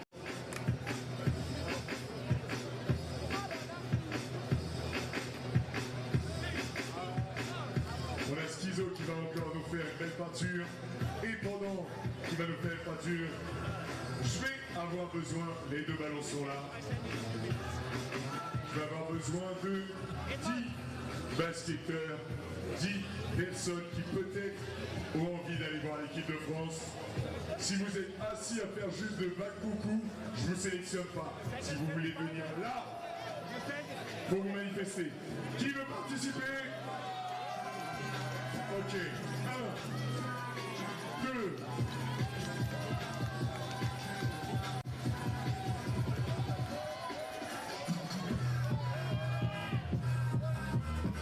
3 derrière. Et qu'est-ce que tu fais là, toi? Ah bah non, fallait pas venir sur le terrain. Fallait attendre d'être dans les tribunes, désolé. 4. 5. 6. Je prends pas les personnes qui sont assises, hein, c'est même pas la peine.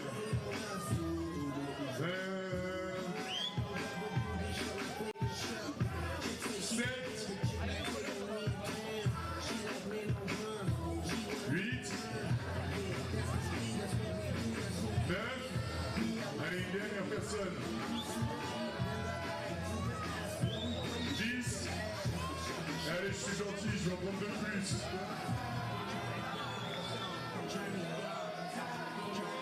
11. Faut venir me rejoindre. Et... Ouais, mais il est plus sur le terrain alors que je l'avais pas dit. Bon, allez. 12, je suis gentil. Allez, rejoignez-moi. Rejoignez-moi vite sur le terrain. Vite, vite, vite, vite, vite. Les 12 que j'ai dit, attention, je vais compter. Vous me faites une belle file indienne face à moi. Oh non, c'est pas vous me faites une belle file indienne là.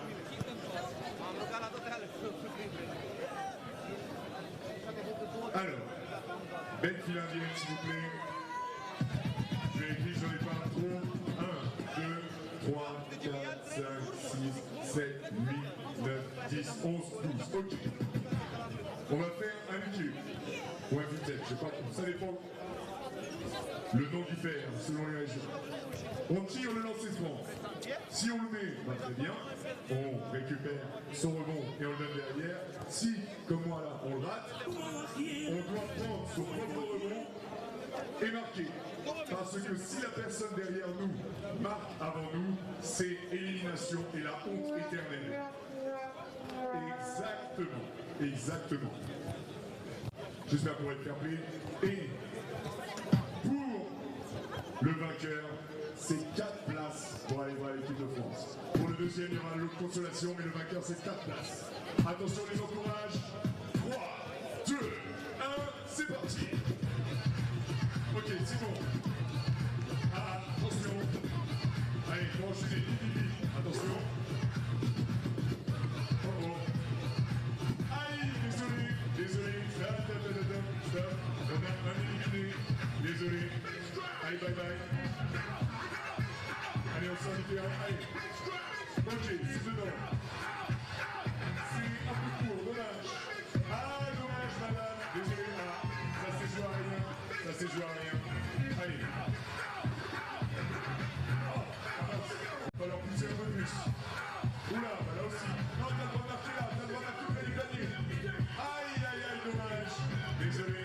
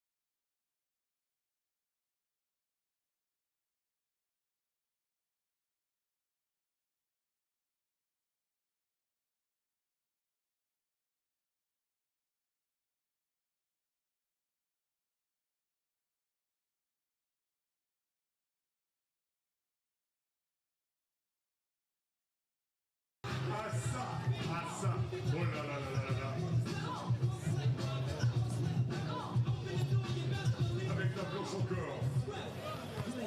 C'est bien, bien suivi. Oula.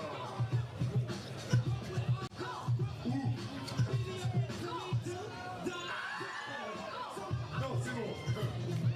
Attention. Ça va plus.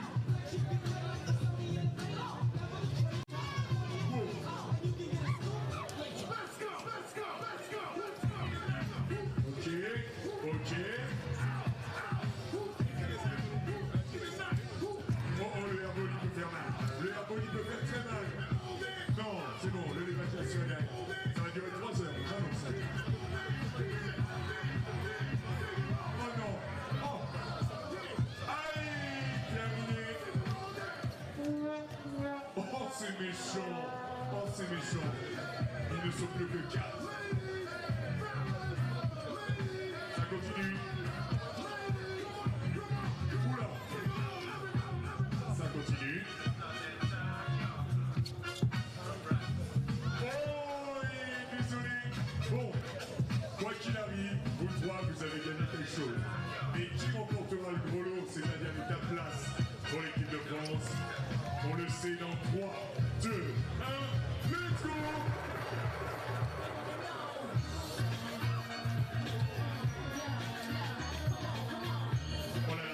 Très bien, c'est bien. Aïe. Allez, tu peux rester avec moi puisque tu auras de toute façon remporté un lot. Allez, ton prénom? Emma, Olivier. Emma et Olivier vont s'affronter. 4 places pour l'équipe de France. Toute violence est conseillée. D'accord? C'est parti. Je rigole bien sûr. Oh oh.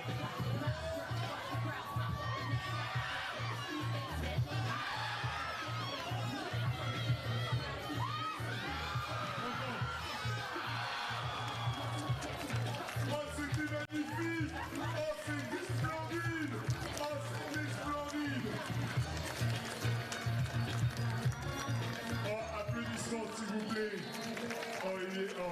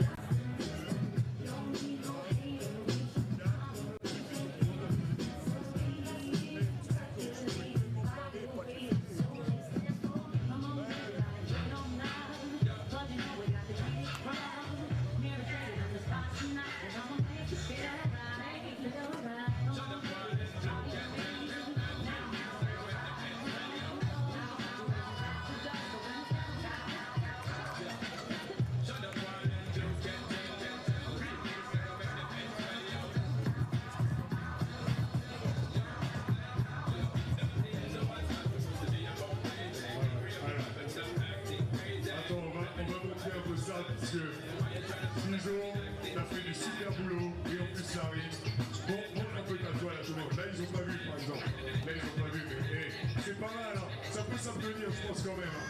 Ça peut s'applaudir. Et Schizo, ce que tu as fait est tellement beau qu'il est temps de faire fonctionner ton réseau. Je vais te filer le micro et j'ai plus de rime en haut. Schizo, c'est le moment de dire un peu ce que tu fais, d'où tu es, où est-ce qu'on peut te retrouver. Quel est ton RIB pour qu'on puisse t'acheter ce site 10 000 €. Voilà, c'est le moment de faire un peu ta com. Je m'appelle Schizo. À la base, on est deux, on peint à Fleury-les-Aubrais. Vous pouvez me retrouver sur Instagram, Schizo Shake the Wall. Et voilà. Pour le RIB, c'est un message privé. Merci Schizo, on peut l'applaudir.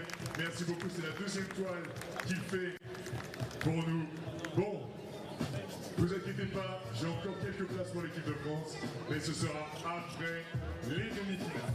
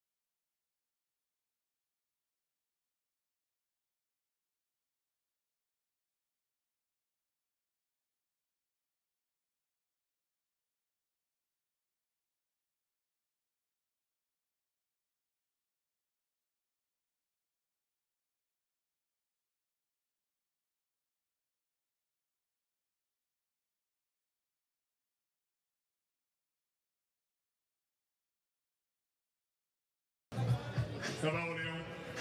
Je suis ravi de vous avoir là. Et je sais que vous êtes ravis de m'avoir là parce que je suis énormément égocentrique.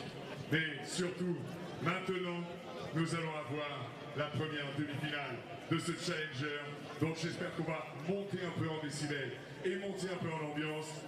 Team introduction of this first semi-final. DJ, make some noise. Applaudissements mesdames et messieurs pour Amsterdam et Fribourg. Ça va again from Orléans, where we have 4 hopefuls left for a spot at the Lausanne Masters. Only 3 spots handed out. But we got 2 semifinals on deck. It's Team Amsterdam coming in first. An easy takedown of Tel-Aviv was their quarterfinal. They got 8 points out of that man, Worthy de Jong. The hype is worthy. Big Drizzy had himself another stellar game, 4.7 boards. And the Juice Man, he grabbed 8 rebounds. They got 27 total rebounds in their victory over Tel Aviv.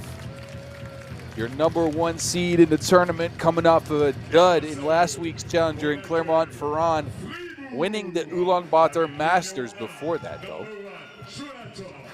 And they are taking on a giant killer, Fribourg.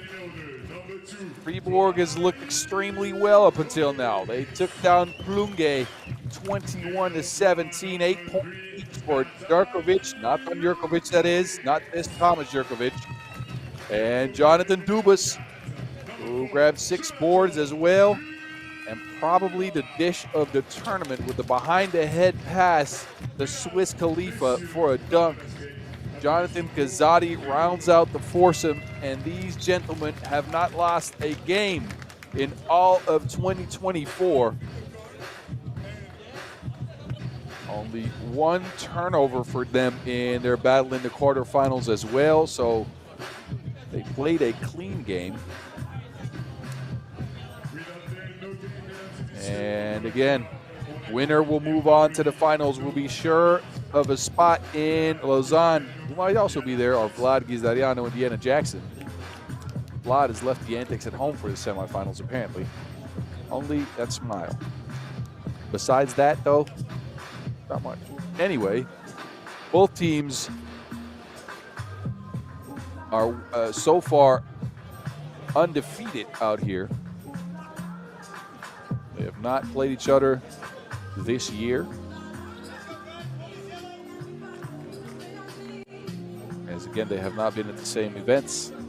Fribourg winning that Orléans Challenger a couple weeks ago. Amsterdam, again, already in 4 tournaments before this one. The Utsunomiya opener, they came in 4th. Marseille, they came in 5th. And then got all the way to the finals and won a Masters in the inaugural Ulaanbaatar Master in Mongolia, where Worthy de Jong picked up the MVP award, then went to Clermont-Ferrand, left Worthy at home, and left after the pool phase. An 11th place finish there for them. 10-minute sprinting we are. We got 3 left, 2 semis and a final. There's Worthy going to the rack right away with the scoop lay. Amsterdam's on the board. Now he has to contend with Jurkovic. Pulls the chair. Worthy saves the Wilson inbounds. Juice goes running with it. Alberts. Alberts now on a rack attack. Pulls up for the midi. Back iron.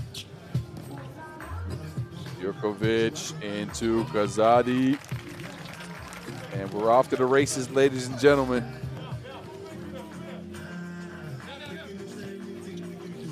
There's Worthy. Albert's kicking it all the way out to Juice, who flings one up at the end of the shot clock. It's a miss. Rebound goes to Fribourg. Kazadi directing traffic. A ball screen. Throws it up to Swiss Khalifa with the yam. That man's been smashing all tournament. Worthy's on the floor, but Swiss Khalifa with another throwdown. That man's dangerous. It's like a backyard brawl out here for him.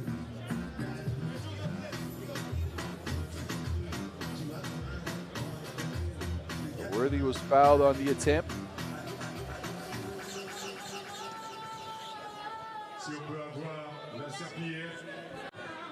Some spillage on the court. So Worthy to the free throw stripe.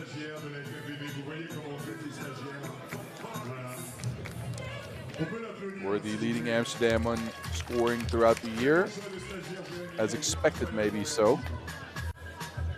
For this tournament, averaging right around 7 points per game, 7.8 actually, close to 8. Amsterdam was out here in Orléans last year. They got to the quarterfinals after winning their pool. Ended up facing Ub in those quarterfinals, lost 21-20.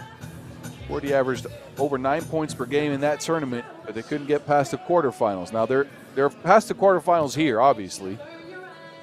Now they're just looking to pick up that spot at the Lausanne Masters. Fribourg, well, they weren't here last year. It's 2-2. Thomas Jurkovic on the move. Dubas in the post, going against Juice. Dubas moving some furniture. Can't get the shot to go. Juice deters it, saves the Wilson inbounds. Now it's Big Drizzy. Jan Driessen on the move, attacking Dubas, hanging and hitting. 3-2 Amsterdam. Dubas. 2 balls up in your eye. Jonathan Dubas has been a man possessed in 2024. MVP of the Orléans Masters. Now they throw it up to Drizzy. Missing that spike.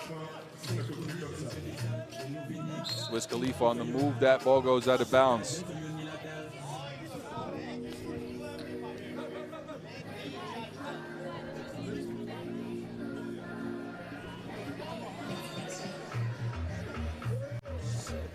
So the action's been as hot as the temperatures out here in Place du Matois. It's a beautiful evening here in Orléans. And a 4-3 game for Fribourg as it stands. We're after barely 2 minutes of play. Alberts, mid-range is his spot. and a splash is what you hear when the Wilson touches the nets like that. It's 4-4. Here's Kazadi. And foul called on the play. And Amsterdam has a tough matchup with the two bigs of Fribourg. And with bigs, I mean the versatile players, but both Dubas and Natan Jurkovic can post up. I think Amsterdam have two players that can stick with them. And then Alberts and Worthy, they might have a little bit of trouble. As you can see here, Worthy giving up the score to Jurkovic, explaining to the referee that might have been a foul. Almost lost to Wilson. Back to Alberts. Alberts off of the screen. Out to Driessen. Driessen back to Alberts, 2 on the shot clock. Has to heave up a 2. 2's missed. Rebound, Jurkovic. And then a double foul called on the baseline.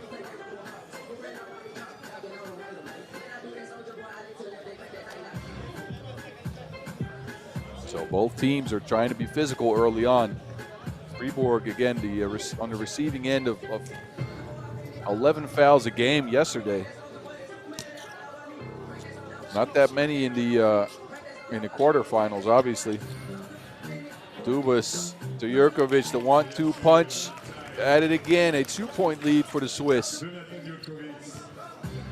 Worthy goes down to Juice, who gets smacked off the glass. Dubas flying in, but I think that hit the glass first, so score will count. Actually, there was a foul called, and I think then the ball got wiped off of the glass. The score did not count.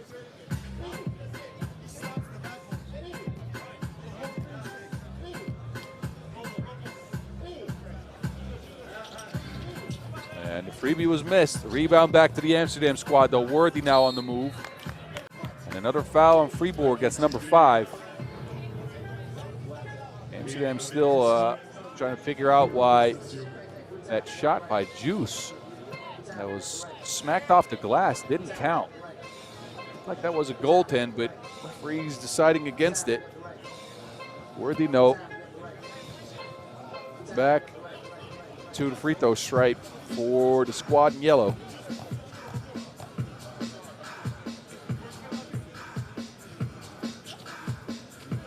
And Height, that's that one dropped through the rim.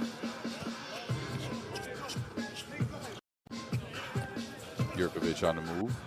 Attacking Juice off the glass, up and in. Fribourg, again, a 2-point lead. Another foul on the Swiss. That's number 6. We've been at it for 3 minutes. So their physicality now is working against them a little bit. They are at the bonus. In case you didn't know, that means next defensive foul will be 2 free throws. Worthy is a masterful artist with that Wilson. In, out, stepping back, falling away. How did he get that to go down? How? Dubas against Worthy. Fading on the shot, a miss, step back up and in by Dubas eventually. As he and Jurkovic working on their offensive rebound stats. Now it's Worthy from the deep end. 8-8. What a game. Kazadi to Dubas. Dubas is by himself, loses to Wilson midair somehow, then loses it again on the dribble. Dubas now pulling up for 2, and that's a miss. It's out of bounds with 0.4 on the shot clock. And our first TV timeout in a highly entertaining semifinals. As expected, Fribourg and Amsterdam are making a good one out of this game. Fribourg's been getting to their 2 big players, and Natan Jurkovic and Jonathan Dubas, who've reigned supreme underneath the basket.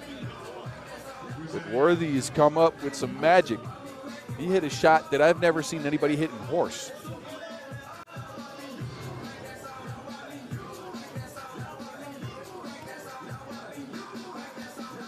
Alberts now.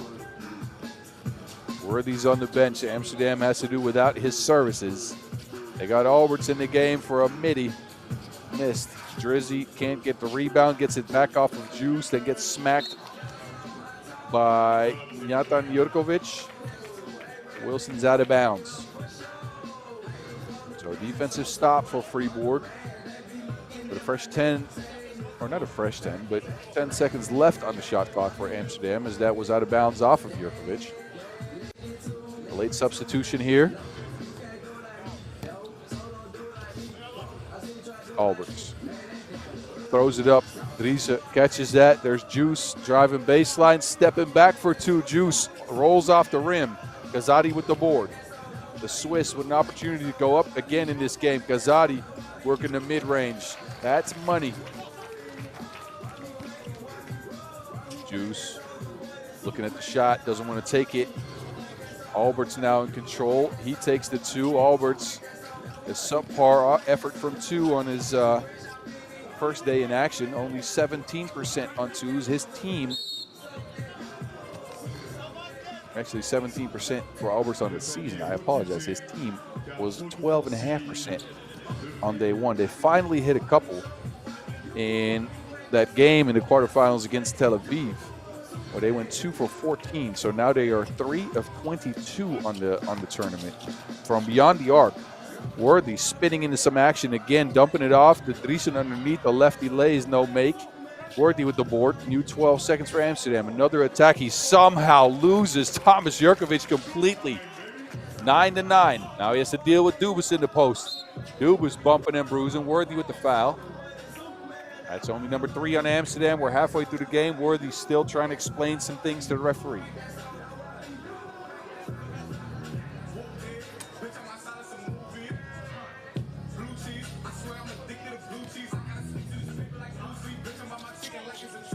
High post action for the Swiss. Gazzotti coming off the screen here. A foul's called. Amsterdam's racking them up now as well as Fribourg's in the bonus. Amsterdam's at 4.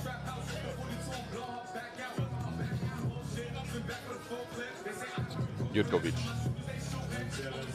to Gazzotti. Gazzotti gets a screen from the other Jurkovic. Dump it down into the post. Nathan keeps the Wilson up high. An easy layup and a lead for his squad here. Lisa Alberts, a 2-man game. Alberts working behind the screen, loses the defense, pulls up from the high post. That's down and a foul called on the play as well. And it might be foul number 8 on Fribourg. Never mind, that's number 5 on Amsterdam. Score will count though, so tied at 10 we are. Fribourg trying to make it to their second Challenger finals in a row. Again, have not lost a game here in 24, and this is why. Jonathan Dubas, the MVP of the Penang Masters, and your leading scorer in the tournament here. Alberts, another splash from the mid-range. And it's 11-11. Now it's Jurkovic losing everyone with an easy lay. Worthy looking at Dubas, a mean jab. Mayweather style, splashing in your eye afterwards. That's 13-12. So Worthy better today, trying to pull the chair on Dubas. Dubas tips in his own miss. It's 13-all. Worthy another try for 2. Rebound back to the Swiss. And this is what's been working for them. Jonathan Dubas in the post. He kicks it. Jurkovic from the outside. Bang, bang. 2-piece, 15-13. Amsterdam, they need an answer. They throw it up to Worthy. It's a turnover.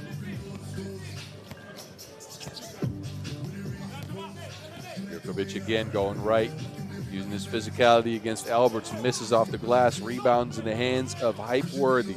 Amsterdam need a 2. Worthy throws up a 2. That's money again. Gilders, old Dutch money. That's for your old heads out here.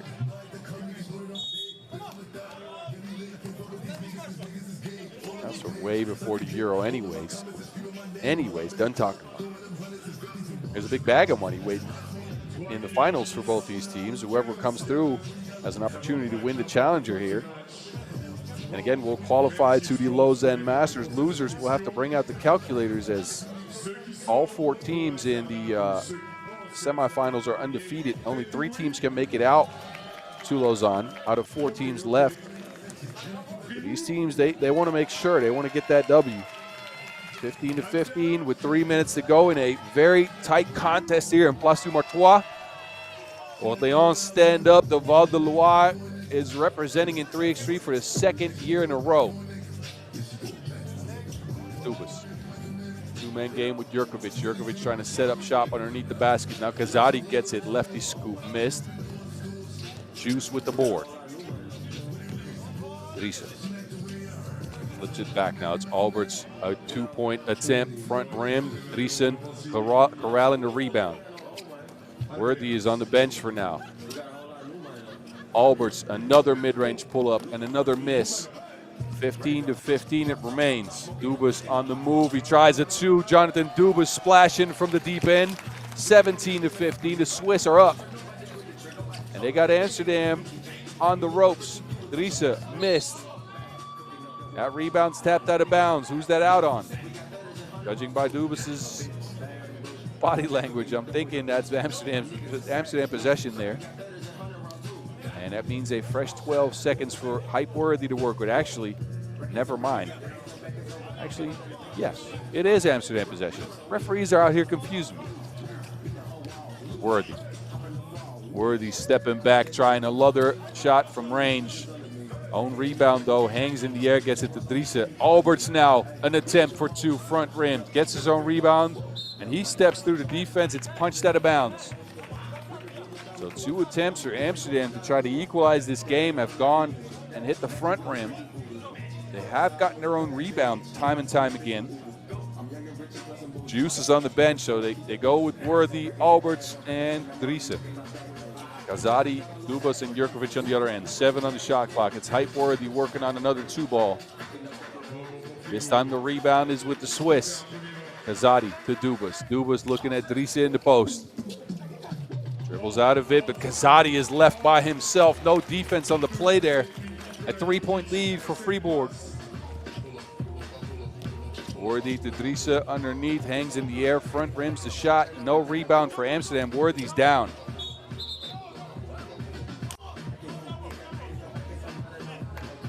Looks like he got hit in the teeth. Seen the man lose a tooth in tournaments before.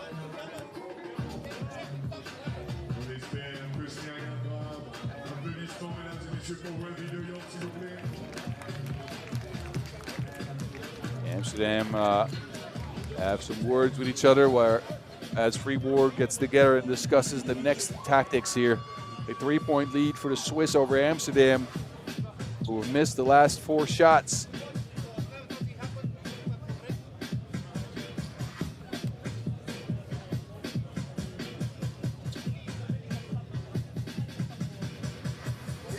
So a matchup of your 1 seed against your 7 seed. That 7 seed, though, is a challenger winner already this year. Something Amsterdam still has not done in 2024. They had done it in 2023. Jurkovic by himself, spiking over Worthy. My goodness. Swiss Khalifa brings the boom and puts Hype Worthy on a poster. A 4-point lead for the Swiss as a result. 1:30 on the clock. Amsterdam, they need something fast. They go throw a turnover.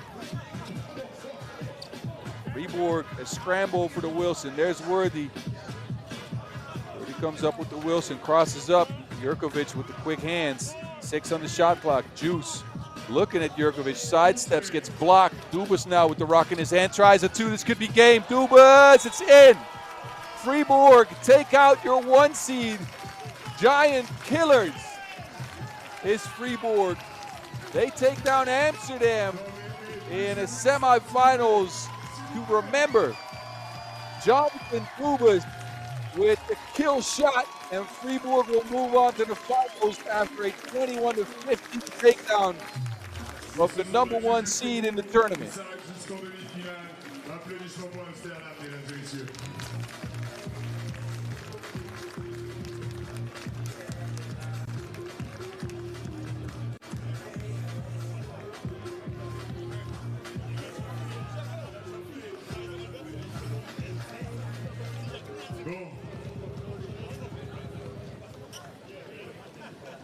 Le shoot de la gagne pour Monsieur Jonathan Dubas qu'on peut applaudir.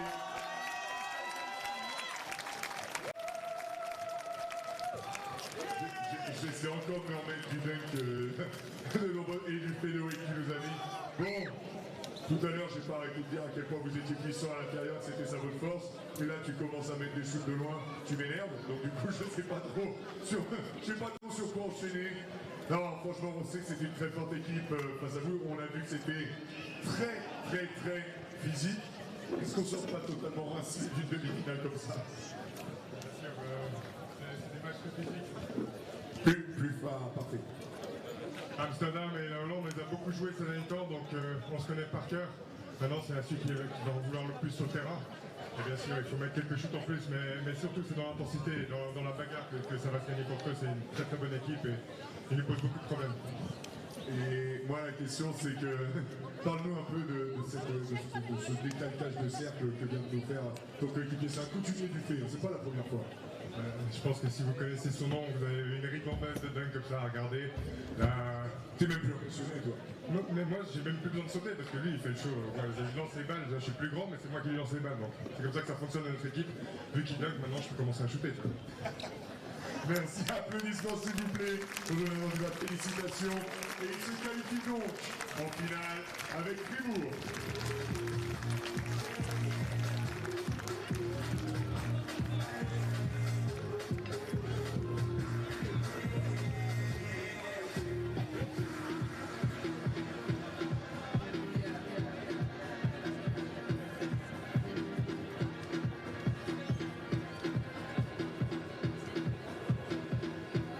Ça va, petit panier, t'as pas trop souffert. Oh la vache, vous l'avez vu. Oh là là, et vous étiez au premier rang, c'était violent. Oh là là. Bon. Que je me remette de mes émotions. Après la première demi-finale, il y a quoi? Deuxième demi-finale, oui. Bon. Je pense que, n'hésitez pas à aller. Ouais, vous avez les réseaux là. Les réseaux FIBA 3x3, n'hésitez pas à aller sur les réseaux, parce que je pense que ce dunk, il va tourner pas mal. On connaît un finaliste, il nous faut le deuxième. Mesdames et messieurs, applaudissements pour les deux prochaines équipes de cette demi-finale. Please make some noise for the two teams of this semi-final. Raudondvaris, Hoptrans and Vienna. Applaudissements pour Raudondvaris et Vienne, s'il vous plaît. We know one finalist. Now we need to figure out who the next one is going to be. It is Lithuanian Raudondvaris Hoptrans taking on Vienna. And it's flight mode coming out first. Raudondvaris, a nail-biter overtime win over Hangzhou in their quarterfinals. Came from behind, fought all the way back, and Netman Uzi delivered the kill shot. He had 7 points. Pukelis, the Lithuanian, had 8. Flight mode with 12 rebounds in that game. Only 1 point scored, but he had 12 boards. Ridiculous. Raudondvaris is unbeaten so far, even though they got very close against Hangzhou. They're taking on another unbeaten squad. Team Vienna managed to take down the young Frenchman of Ermont, SENEF. And it was the math man doing the math. They got to 21 points. 11 of those were coming by the name of Matthias Lenortner. Kaltenbrunner had himself 7 points. Diggs, 2. And he nice. Only had a point. But he won't matter as they've moved on to the semifinals and now have an opportunity to go to the finals here in Orléans. They match up with the Raudondvaris squad.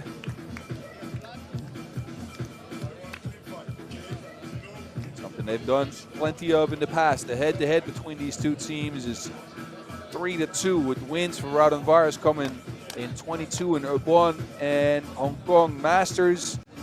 They met each other in the Marseille Masters semifinal, and as Raudondvaris won that one, we know how that went. But then last year in 2 Masters in Utsunomiya and Chengdu, they met in the quarterfinals, and those were wins for Vienna. Marcos Michelides and Dorothy Okoch might have both been there as referees. They are here in Orléans, in the Val de Loire, for this second of semifinals. And if this one follows the script of semifinal number 1, it is about to be a good one, ladies and gentlemen. My goodness. We just saw Fribourg take out Amsterdam in spectacular fashion. And now there's still 3 spots left up for grabs for the Lausanne Masters, and Vienna will get a sprinting. Berner gets a screen from Lenortner to Berner, forgets the Wilson. It's picked off by the Lithuanian. Uzi's open, click, click, but no boom. So possession back over to the Austrians.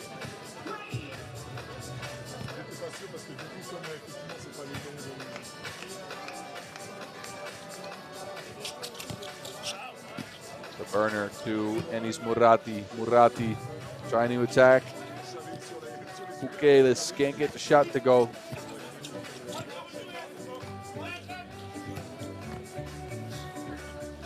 Uzi lefty push shot somehow gets that up and in. An awkward looking attempt, but it goes down. Raudondvaris is on the board. Murati with the answer for Vienna. A 2-1 game. Bukelis tries from the same spot, misses it though. Rebounds tapped out. Jupas got it in his hands. A foul committed by Kaltenbrunner.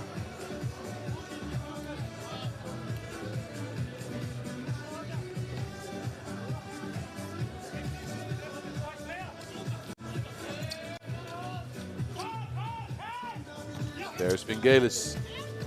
Vingelis moving sideways, putting up a 2-ball. Good. This man is a shooter, ladies and gentlemen. Hit almost 50% of his 2s yesterday. Didn't have a good outing in the quarterfinals, but right back to it with Nortner.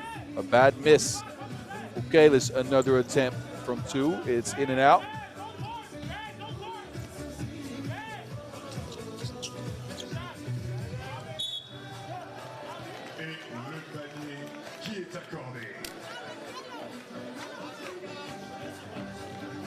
Sachez que parmi l'équipe de Raudondvaris, il y a 2 joueurs qui ont participé au TQO et qui ont justement réussi à qualifier la Lituanie. Kaltenbrunner with the hesitation going baseline, bumping with a travel called on the play.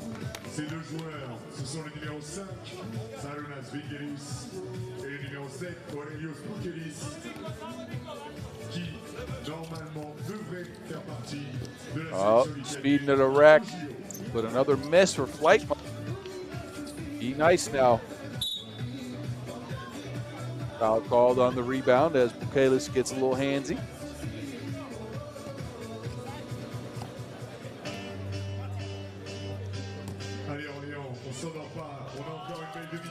So the loser of this game still has an opportunity to go to the Lausanne Masters as well.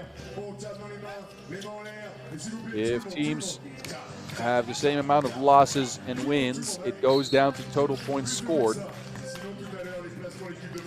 And Amsterdam just ended their tournament at 69 points total in 4 games played. Raudondvaris before this game is at 64, so we're at 67 now. Vienna before this game at 60, so they're at 64. A couple more points for both teams, and they'll be assured of a Masters entry in Switzerland in August.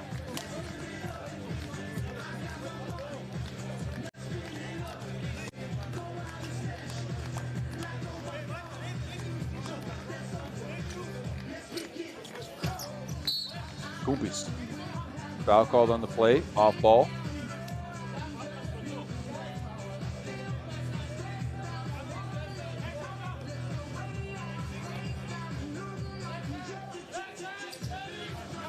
There's flight mode again. He finds Vingelis. Vingelis goes looking for the Lithuanian. Ball stripped. He gets it back, and there's Vingelis for the easy. Well, see, it looked like it was easy.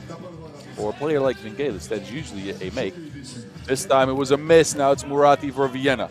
On the move, pulling up for the mid-range, and rolling in for the foul on the rebound attempt.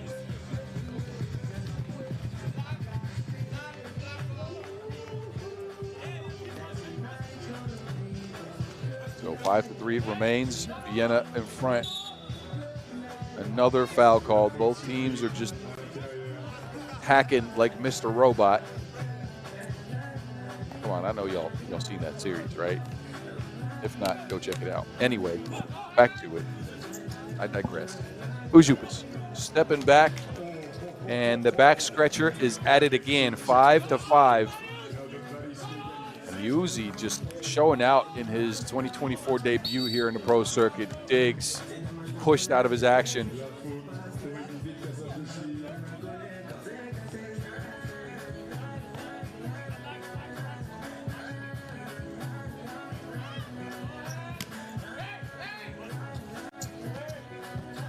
Here's Kaltenbrunner on the move. Bumps and buckets. So the burner at it again. He's had a good tournament so far. 7 points in that quarterfinal game. Now it's Vingelis splashing again from the deep end.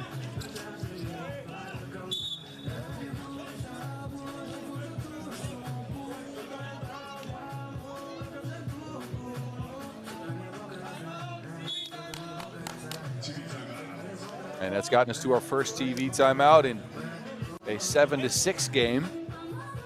A lot of fouls early on in this one. Vienna's already at the bonus. Raudondvaris at 4 fouls. And plenty of scores early on. Kaltenbrunner's gotten to the rack, bumping for buckets. And Vingelis on the other end's already got two pieces. 4 out of 7 points are his. So Šarūnas Vingelis back to his ways. The man's just lethal.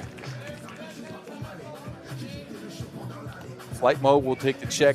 Murati in front of him. Flight mode. Screen from Uzupas. Again, flight mode now on the move to the rack. Bumps, no space. And it's called off due to a travel.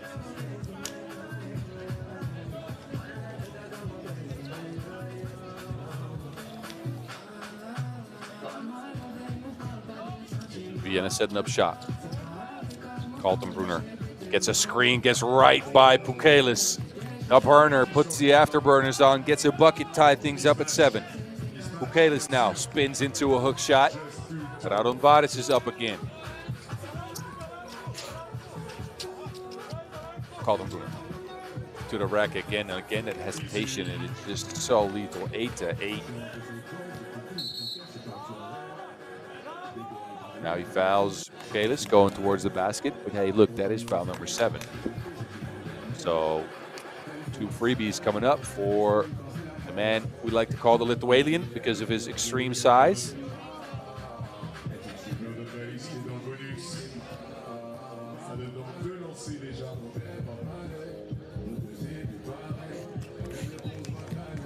Again, Pukelis, the tallest player left in the tournament. Standing 205, 30-year-old, ranked number 1 in Lithuania, ranked number 7 in the world. Diggs on his way to the rack, righty scoop, and Vienna is at 9.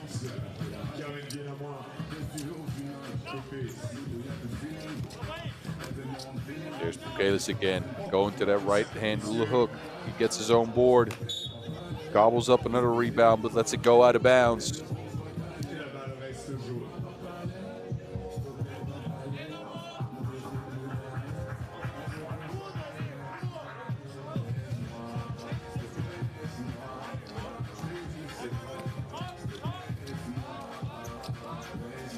Vingelis behind the screen. There's Pukelis by himself. Raudondvaris up 2 points on Vienna. Who's going to get to the finals out here in Orléans?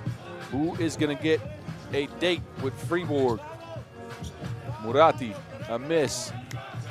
Offensive rebound is a putback, and both teams are virtually in the clear. So both these teams, if my math is correct, have now qualified for the Lausanne Masters, win or lose.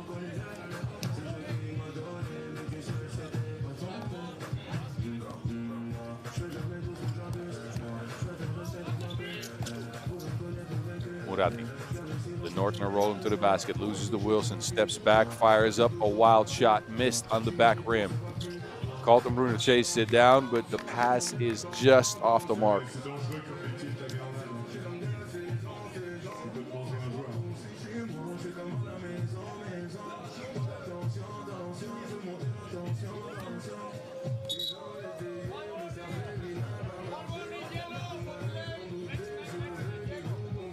So Raudondvaris gets a warning for delay of game as they took a little bit too long to take that check. Now it's flight mode with Wilson in his hands. Bengalis is open on the cut. And no answer for Lenortner there. As the Lithuanians take a little bit of a lead in this one, a 2-point lead going into the second half of this game.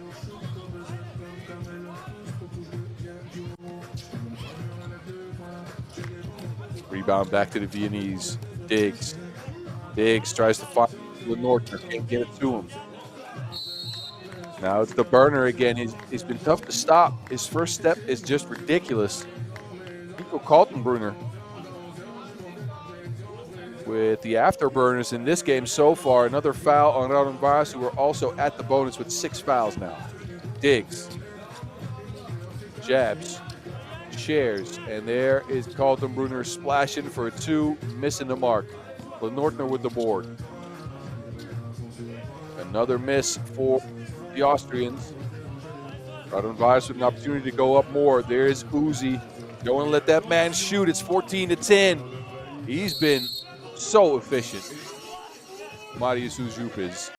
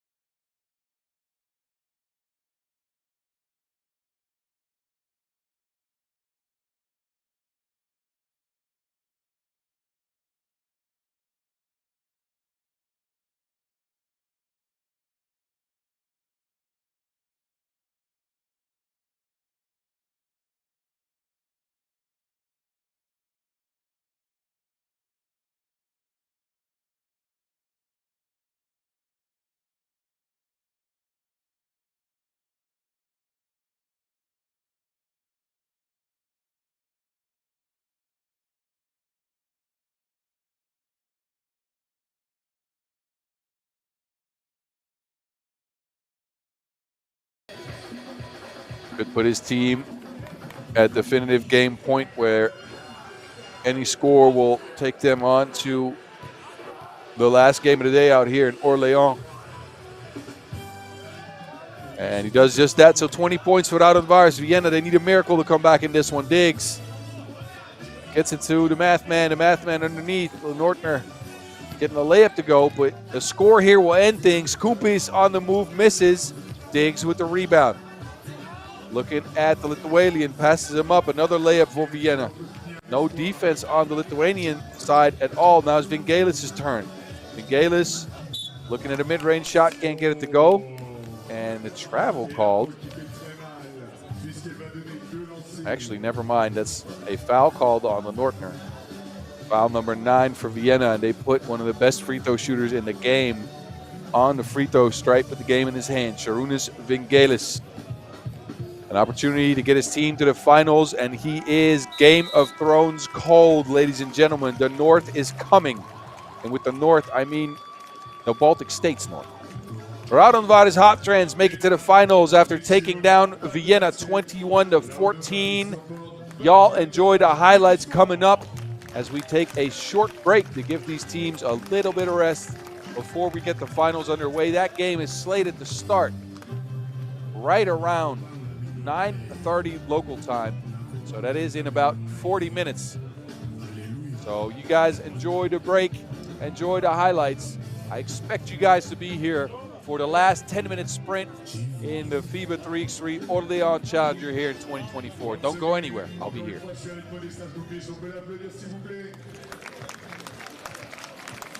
Alors tout d'abord, Modestas, apparemment tes coéquipiers ne parlent pas anglais. Apparently your teammates are not good in English. Ils ont effectivement raté la classe d'anglais. Non, bah, félicitations. Félicitations, vous avez fait un vrai match. Est-ce que tu peux nous parler un petit peu de l'endurance que demande ce match-là? C'est les matchs pareils. Congratulations for the final. And can you talk us about the stamina we need to play 3-3 and to play this game like this? You need to work hard, work consistent, dedicate yourself to the game. Because if you skip the practice, if you skip it, you gotta skip like parties and all this stuff, you know, just to be like in shape all the time, to be able to play on the highest level. And you can see it at this Olympic year, you know, everybody's like so dedicated for the 3x3. So every team is very good, in very good shape, and we can see by the results in the World Tour. Alors ça, écoutez bien parce que c'est pas mal du tout. Vous devez vous dédier entièrement à votre sport, vous dédier entièrement à l'entraînement. C'est vrai que ça fait mal, mais tout ce qui est fait, alcool, tout ça, on doit oublier, surtout en cette année olympique. Et on voit qu'il y a beaucoup d'équipes qui ont fait ça parce qu'il y a énormément d'équipes qui performent et qui se sont donné à fond à l'entraînement et pour être en bonne forme. Vous avez entendu, ça c'est un conseil de vie. On peut l'applaudir très fort. Thank you, Modestas, and good luck for the final. Bon, la soirée n'est pas terminée puisqu'on va avoir une finale. Mais juste avant, on va avoir un show de danse, puis un défilé de mode, puis encore un show de danse et la possibilité de gagner des places. Est-ce que vous êtes partants? Vous êtes sûrs? J'en vois qui portent encore des lunettes de soleil, il n'y a plus de soleil. Hein. C'est juste pour la frime. Hein. Voilà, là les lunettes de soleil, oui toi par exemple, là c'est juste pour la frime. Hein. Là voilà, là c'est... Ok t'es stylé, mais quand même tu pourrais les enlever. Enlève-les, je suis sûr que t'es stylé. Oui je te parle à toi. Là, voilà. Non tu les gardes. Ok, dommage. Mesdames et messieurs, j'arrête de rigoler. On accueille nos danseurs avec vos applaudissements. Applaudissements pour les Runners.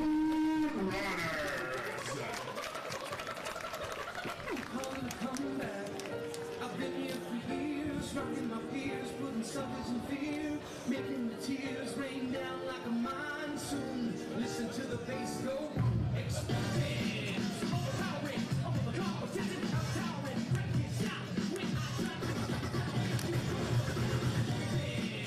overpowering, over the competition, towering, breaking shot, when I drop these lyrics that make you overpowering, over the competition, towering, breaking shot, when I drop these lyrics that'll make you go. Stare, you better move, don't ever compare.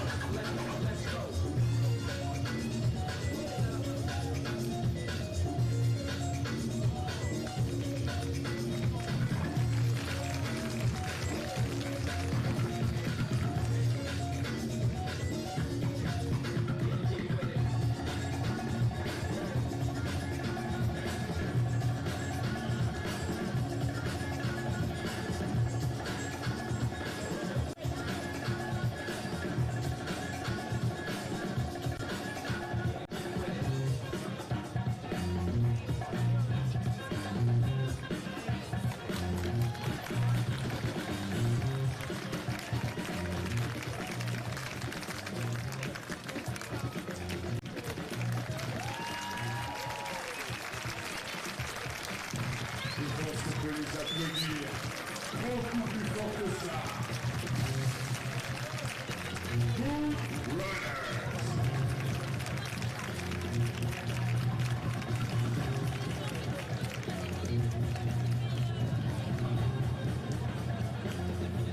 Merci à eux, applaudissements pour les Good Runners, s'il vous plaît.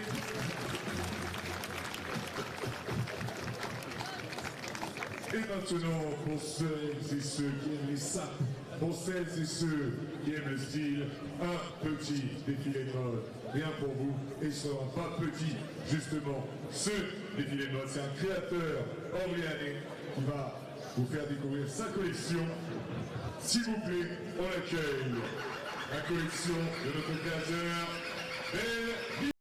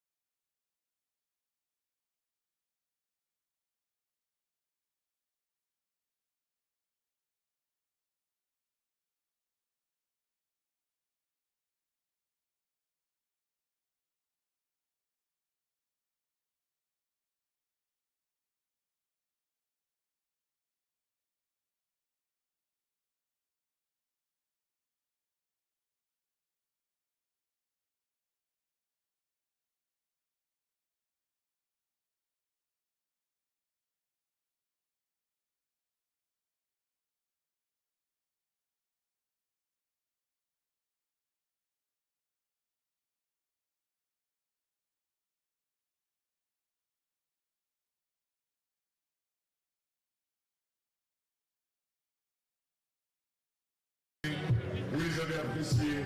Alors, ils ont décidé de retenir, mesdames et messieurs, du bruit pour les Moonrunners.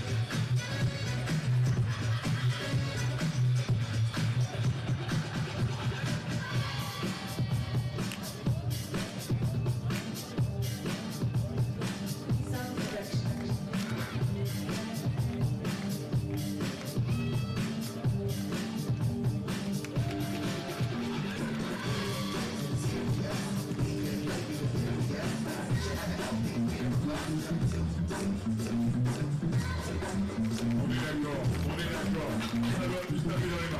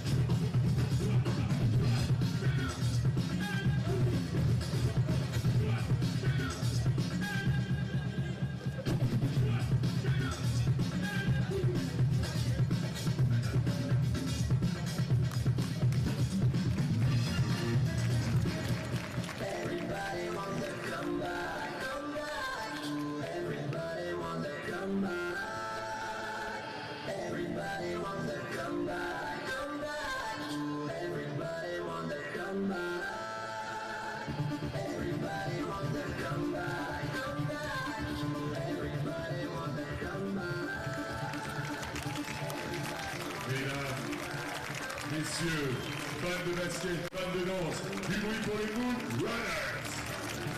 Partez pas tous. Hey, c'est le moment de faire de la com. On vous retrouve où? On vous retrouve sur quel réseau? Si on veut faire pareil, comment on fait? Alors on est le groupe Moonrunners depuis 2007 sur Orléans. Vous nous retrouvez sur toute la région, orléanaise, Saran, Marigny-les-Usages, les alentours. Le professeur il est là, Monsieur Djemaï, Ibrahim Floster. Il donne des cours pour tous les âges. Ça commence en maternelle depuis cette année et ça va à tous les âges. L'association Ardence à Saran. Le groupe Moonrunners sur les réseaux, hashtag Moonrunners-du-bas official en anglais parce qu'on se la pète un petit peu, juste un petit peu. Et puis voilà, c'est notre groupe depuis 2007. Merci à vous. Merci, au revoir, merci. Merci beaucoup. Et on peut encore les applaudir Moonrunners, s'il vous plaît.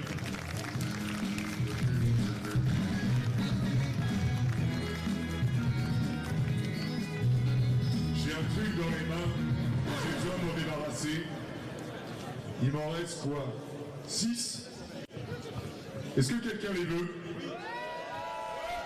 Bon, bah la vache, si c'est aussi enthousiaste, je vais pas les garder, je vais les garder pour moi. Soit on va faire à l'équilibre, sauf que le deuxième gagnera 2 places et le premier en gagnera 4. Alors, en sachant que celles et ceux qui ont déjà participé ne peuvent plus reparticiper, il m'en faut 8. Je ne prends pas les personnes qui sont assises et qui ne se manifestent pas.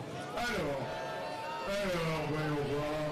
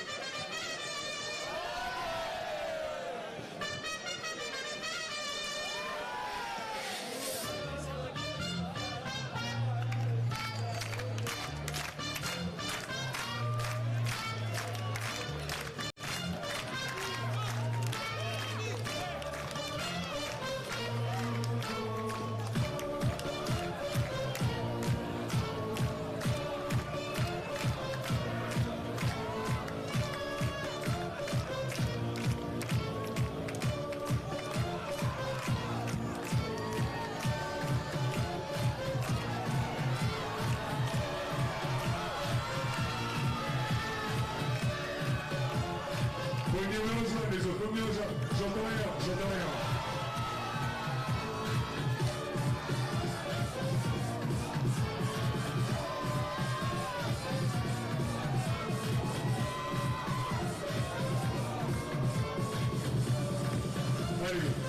Allez, venez vite me rejoindre.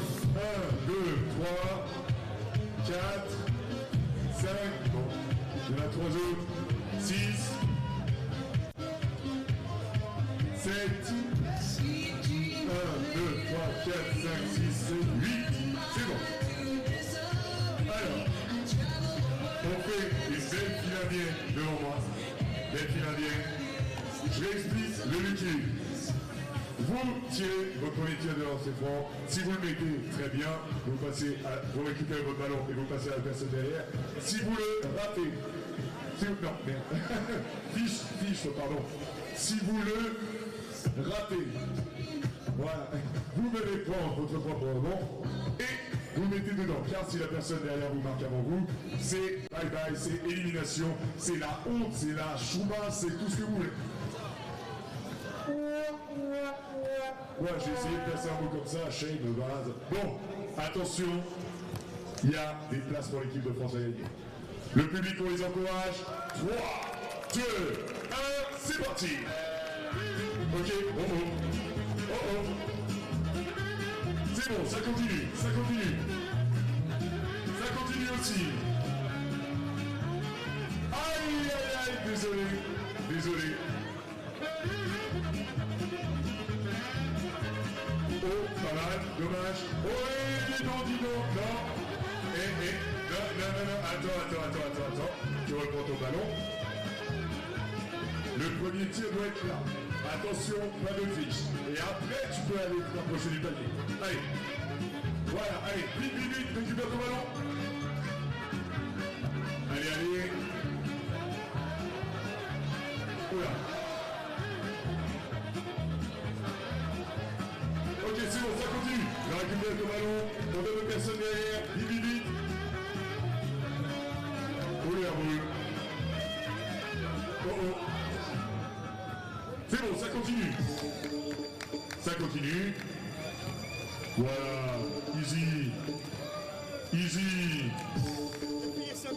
On s'en sert peu long. Attention, on triche pas. Bah voilà, en plus, tu vois, t'as pas besoin. Attention, redémarre bien, lancez franc. Allez, oula, ah bah oui. Attention, faut faire vite. Oh. Aïe, désolé.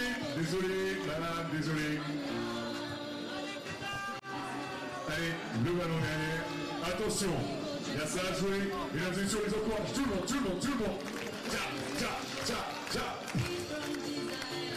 Oh, non. Oh, ok, c'est bon, ça continue. On fait une bonne passe. Ça continue.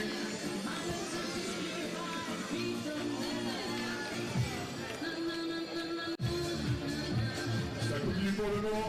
Ah, désolé. Ça se resserre. C'est court. Aïe, dommage. Oh là, ils ne sont plus que 4.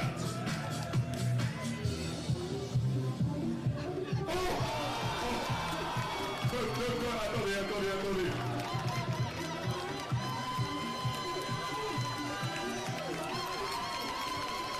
Vous n'êtes plus que 3. Il y aura forcément un déçu. Car la vie ne te fait pas de cadeau quand tu termines 3e, ok? Vous êtes prêts? Let's go! Ok. Oh. Ok,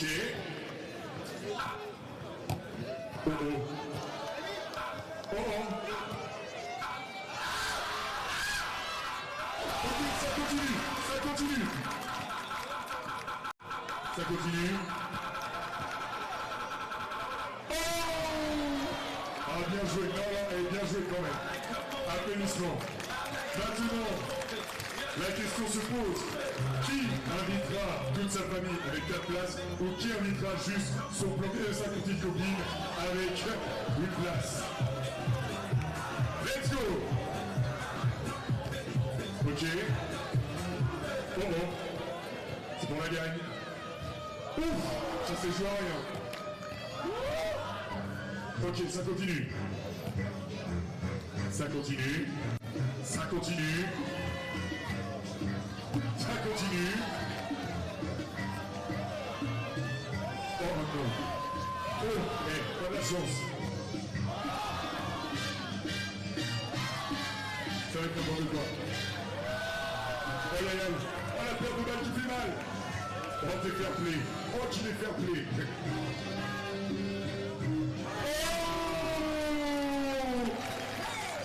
Alors, donc là ce sera que pour madame. Voilà. Et comment tu t'appelles? Kenan. Et bien Kenan, 4 places pour aller voir l'équipe de France face à l'Australie. Tu les veux ou pas? T'es sûr? Applaudissements s'il vous plaît. On va laisser le terrain à nos joueurs. Et ça a été vraiment pas mal. Félicitations. Je vous laisse rendre les ballons. Allez, venez avec moi. Je vous ai pas dit c'est 100 € chaque personne.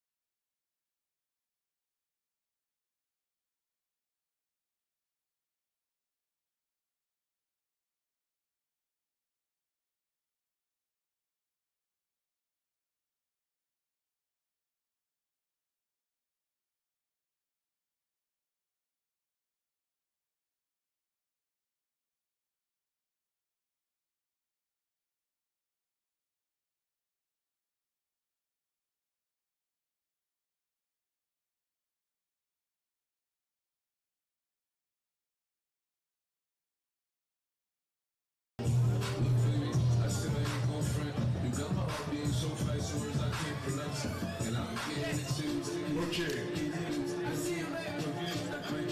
Ça y est, c'est le moment, c'est la finale entre Fribourg et Raudondvaris. Alors, we are ready to get the final underway here in Orléans. Started out yesterday with 16 hopeful squads. Lost 4 in the qualifying draw, 12 moved on to the main draw. You eliminated 4 out of those. 8 teams started today: Tel-Aviv, Ermont, Plunge, Hangzhou, Amsterdam, Vienna. Those teams are all out now. We got one 10-minute sprint left to determine who will be the winner here in Orléans here in 2024. And it's between Raudondvaris, Hoptrans, and Fribourg, who will succeed Partizan Mozart as the champ here in Orléans. And let's get reintroduced to both teams like they need introductions. They've been winning and winning and winning all tournament. Both teams undefeated, who will remain undefeated. It's Lithuania against Switzerland, and Switzerland's coming out first. Fribourg have not lost a game this year. In the pro circuit, they are right now 9-0. Good goal for their second challenger victory here in Orléans. Secured of a place in the Lausanne Masters in Switzerland. They beat Amsterdam in the semifinals. A big performance again by that man right there. Jonathan Dubas, 9 points, 6 rebounds, 2 highlights, a couple of key assists, and he was unstoppable, shooting 3 out of 4 from beyond the 2-point arc. Nathan Jurkovic, ladies and gentlemen, might have had the poster of the year. I don't know if I screamed hard enough to emphasize that dunk where he put Height Worthy on a poster.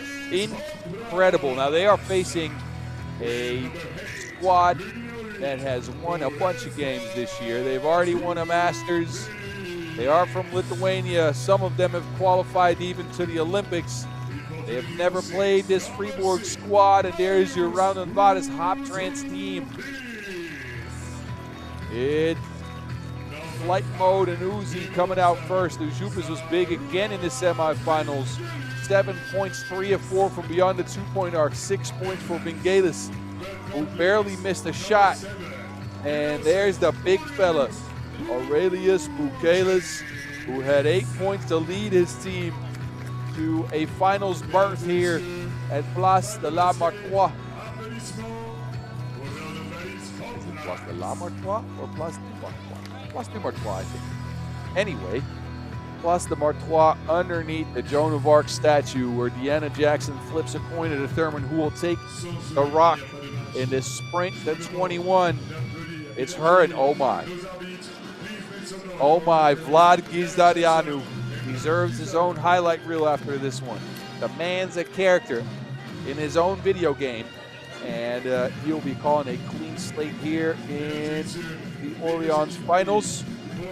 Again, Lithuania and Switzerland. Raudondvaris, Hoptrans, and Fribourg meeting up. Fribourg, let me remind you all, again, has not lost a game on the coaster in 2 tournaments so far.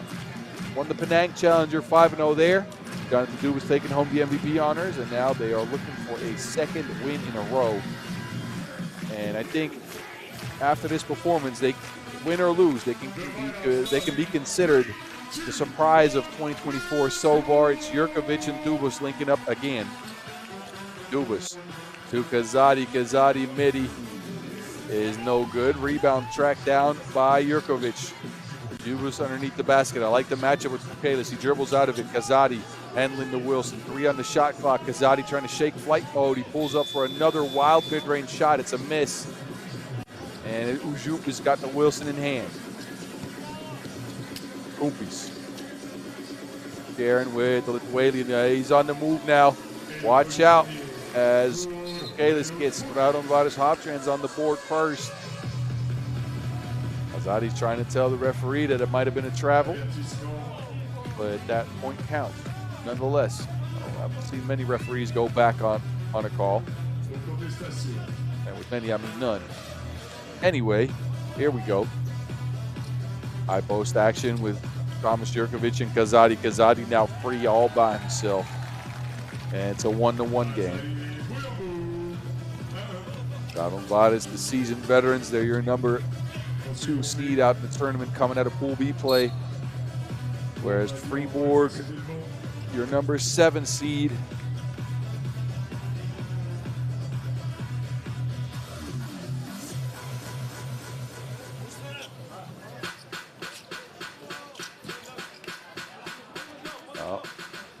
Jurkovic lost to Wilson. Back to flight mode. Uzi from the top, splashing, but it's a miss. The 1-1 it remains. Dubas now tries another one. The man is just unconscious. The man is just unconscious from 2-point range. He just keeps putting 2 in people's eyes. So not only does he bruise you inside and hurt you on post-ups and drives, now he's just shooting from the outside as well. This is what gets you MVP honors in Penang. And if he wins this game, I'm going to go ahead and say it might be a repeat performance.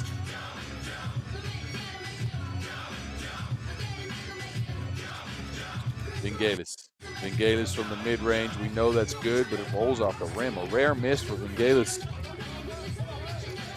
as he's very efficient usually with that Wilson. Now Jurkovic has to step back, has not hit a 2 yet in this tournament, and that streak continues. But you know what? He's pretty good going towards the rack. 4-1, Fribourg's off to the races. Bukelis trying to make a difference here. Bump and a bucket. Let's see if they count the score. They do, so it's an and 1 option here for Bukelis. Lithuanian absorbing the contact, getting the shot to go.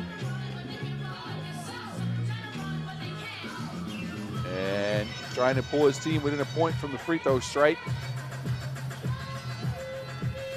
It's 4-3 after that make.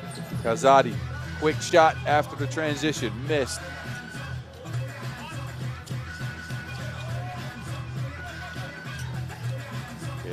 Ujupis and Pukelis. Pukelis is on the move. He's got to do something fancy with it. Lost it though. Ujupis tries to throw one up there, misses. Back to the Swiss. Kazadi, he's been their main ball handler. Trying to direct the traffic here. Kazadi, what a way it would be for him to jump on the squad here in 24 after not playing all of 2023. Getting the challenger victory right away.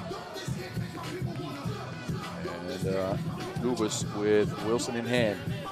Him and Pukelis are going at each other. Dubas now trying to move, stepping back. Another two-point attempt. This one is front rimmed. And now we got the Uzi who's being held up.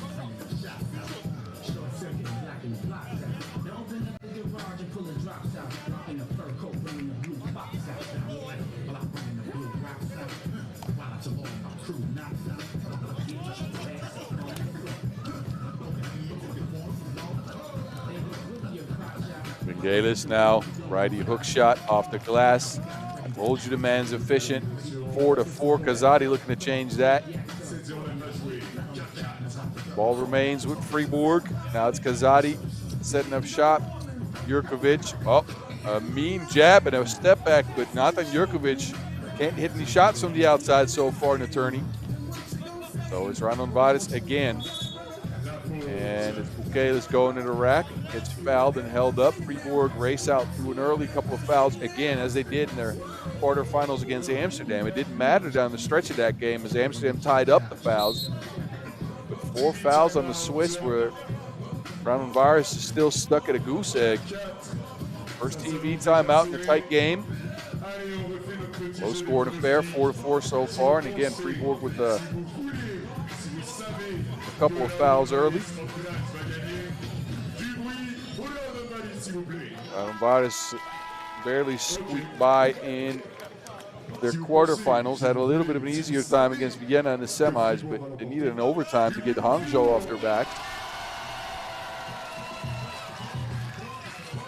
Raudondvaris have not picked up a challenger win just yet. Played the Zhejiang Challenger, came in 5th. Bowing out in the quarterfinal. Oh, backdoor cut. Sharunas undercut like a Band-Aid.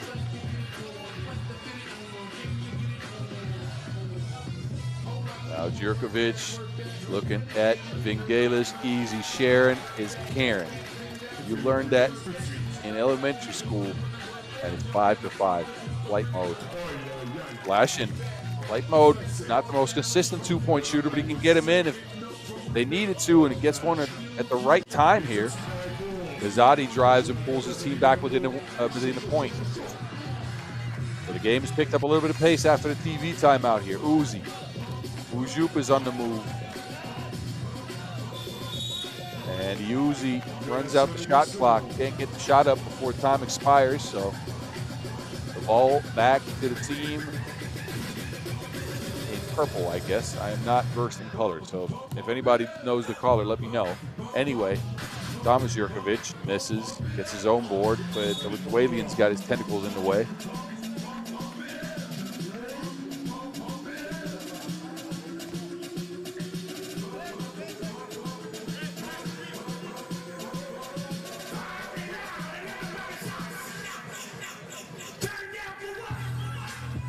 Ball back to Fribourg.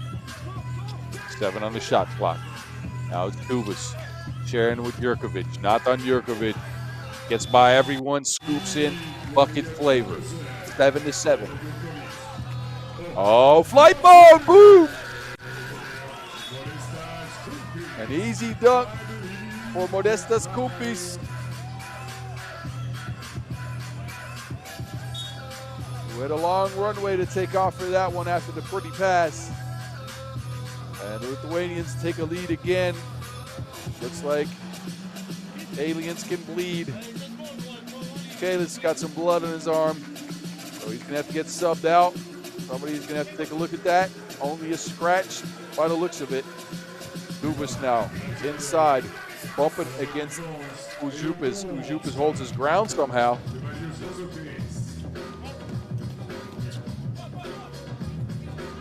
And there's Ujupas with the back scratcher, and the man's got a lethal weapon.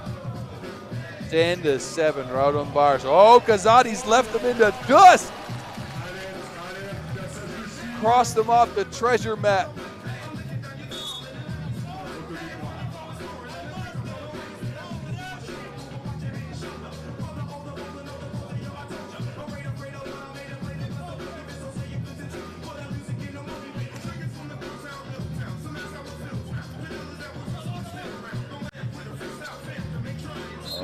Gators was open, but they couldn't get the Wilson to him. The Lithuanian squad's got a 2-point lead. Michaelis' band is just falling off, so he has to step out of the game again. Better wrap him up. Back screen, Kazadi gets open. Feeds Jurkovic inside a righty scoop, no good. A foul called on the play. That is number 2 on Raudondvaris.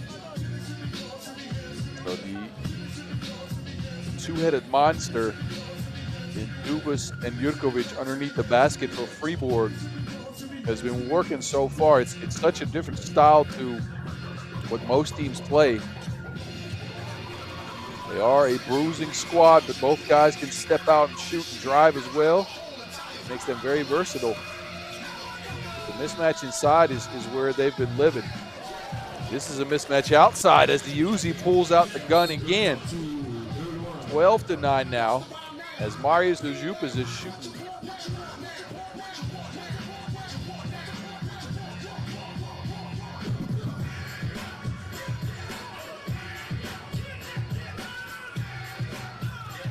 High post action again for the Swiss. Dubas is ran over, so foul number 4 on Raudondvaris. That's gonna hurt your hip.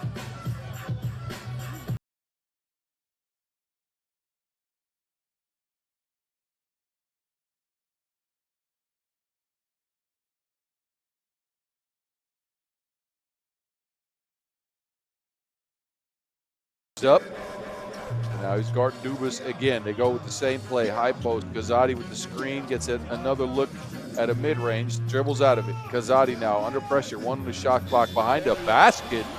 Somehow gets it up and over Vingelis. And Fribourg back within a possession. Vingelis now kicks it out. There's Vingelis on the move. Vingelis is wide open. No dip in that shot. Keeps it up and puts it in. 14-10 after the mid-range master shoots a long-range shot. Kazadi now. A lot of dribbles in that Wilson. Fighting for the rebound, ends up being thrown out of bounds. Who's that off of?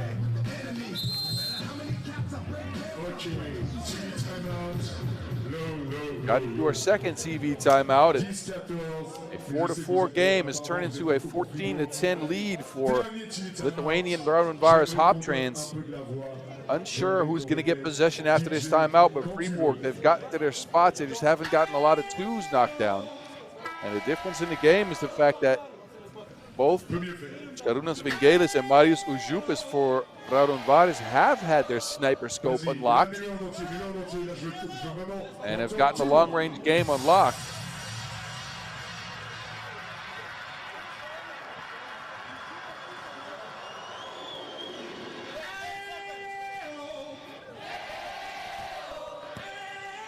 So Raudondvaris will get possession here. Apparently the Lithuanians saved the rock. He's got it in hand now. Oh, a turnover. Dubas to Jurkovic underneath, smashing like 2 potatoes.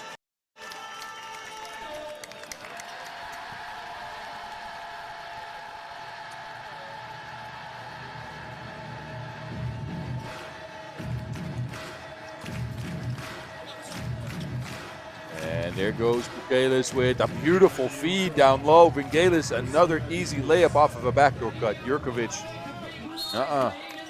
bodies flying everywhere. Thomas Jurkovic is on the floor.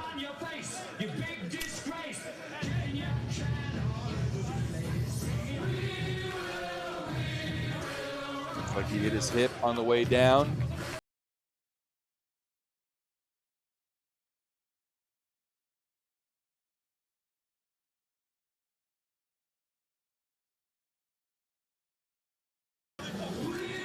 Apparently Jurkovic's hip has bothered him to the extent that he can't go for now.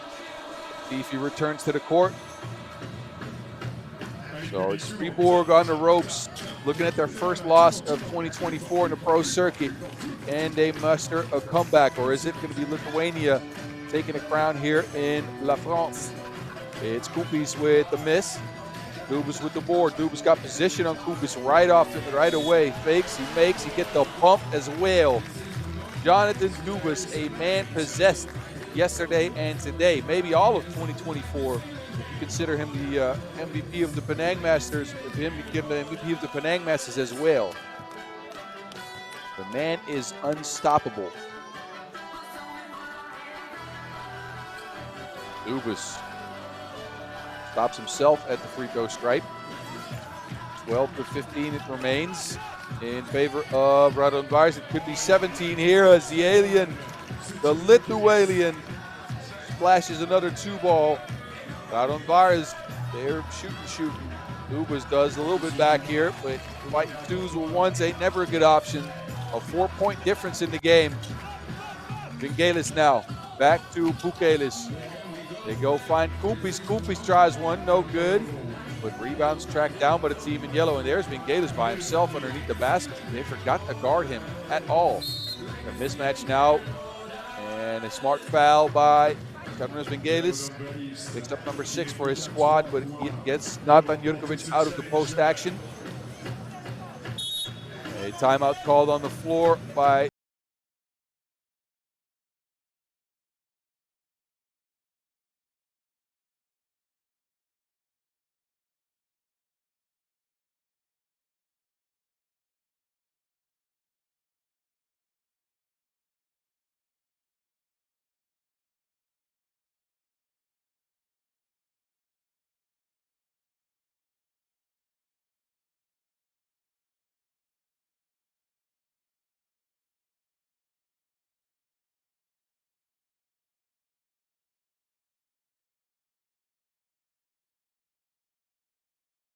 maybe 12 points out of 18 coming from beyond the arc.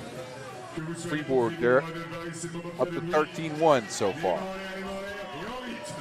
There's Kazadi. Pass is stolen by Ujupas. Ujupas working behind the screen, looking for Pukelis. Pukelis now gets it back. Ujupas dribbling into an awkward-looking shot, but you know what? That's the usual shot he takes. Dubas underneath, and that pass is a little bit off the mark. Kazadi couldn't find his ace.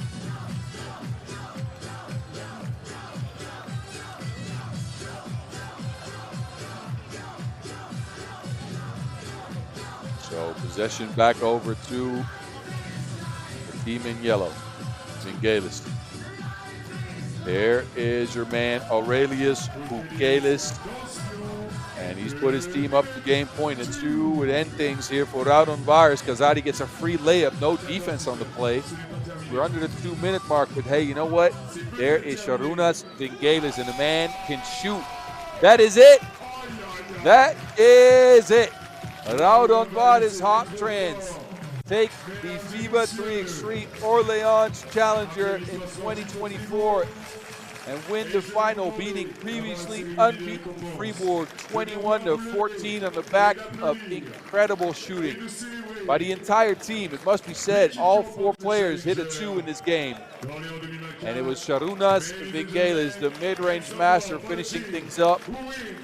Round of applause for Fribourg, who have played 2 challenges on the year and have gotten to the finals in the both of them, but they couldn't contend with the hot shooting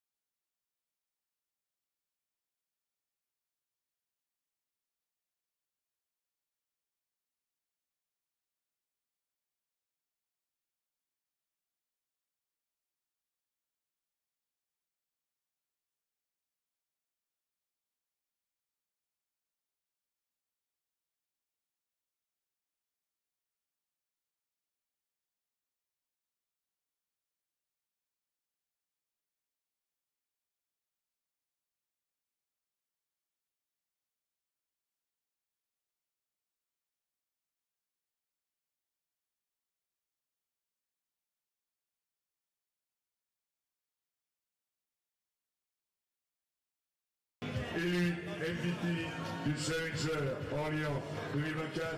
Ladies and gentlemen, please welcome the MVP of the Challenger Orléans 2024 from Raudondvaris, Hoptrans, number 6, Marius Uzupis.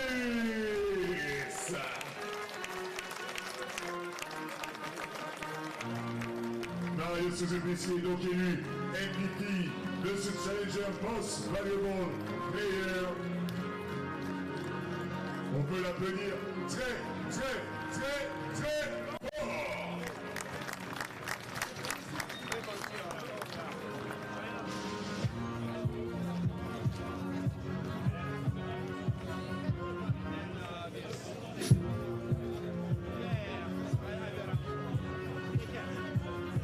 Et je vais maintenant demander aux remettants de nous rejoindre. Mais tout d'abord, vous allez accueillir, s'il vous plaît, avec vos applaudissements, l'équipe qui a remporté ce Challenger. Ladies and gentlemen, please welcome and make some noise for the team who won this Challenger 2024 in Orléans. Laudonvaris, Hoptrans! Come on, guys!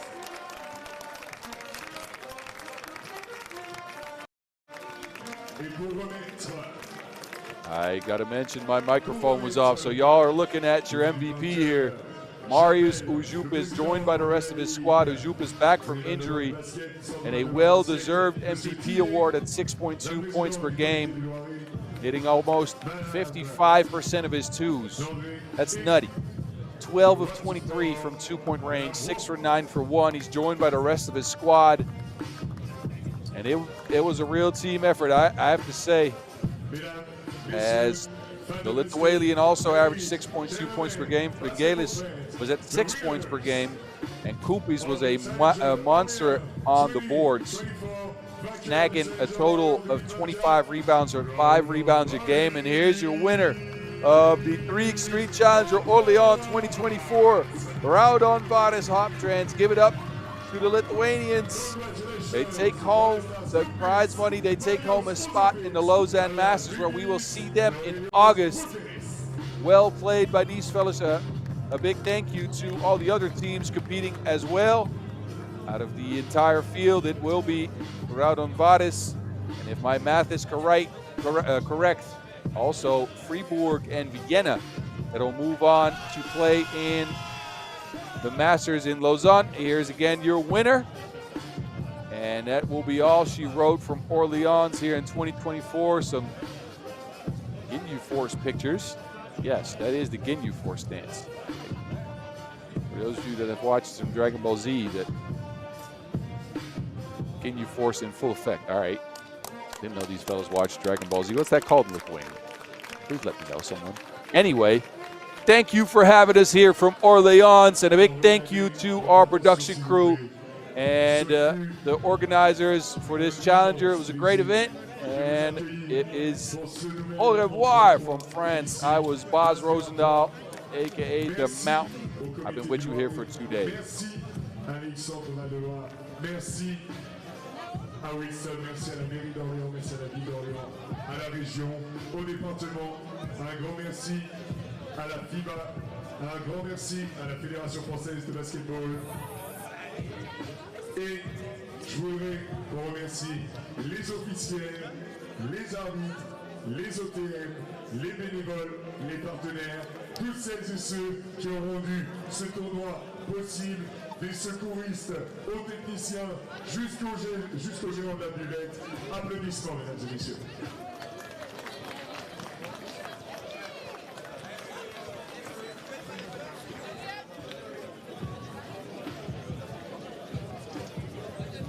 Et mesdames et messieurs, j'aimerais aussi qu'on applaudisse, s'il vous plaît, un maximum de bruit pour le présentateur de ce soir, de ces 4 jours. J'ai nommé monsieur Big Sans Daddy Pierre. Faites du bruit pour lui! Et pour celui qui nous a mis de bons décibels dans les oreilles, on ne l'oublie pas non plus. Applaudissements pour DJ Fat Albert. Et j'annonce annonce à l'organisation que les Lituaniens, les vainqueurs, aimeraient savoir s'ils peuvent aller en VIP pour avoir une bière. Je pense que oui. Oui. Ils peuvent avoir une bière.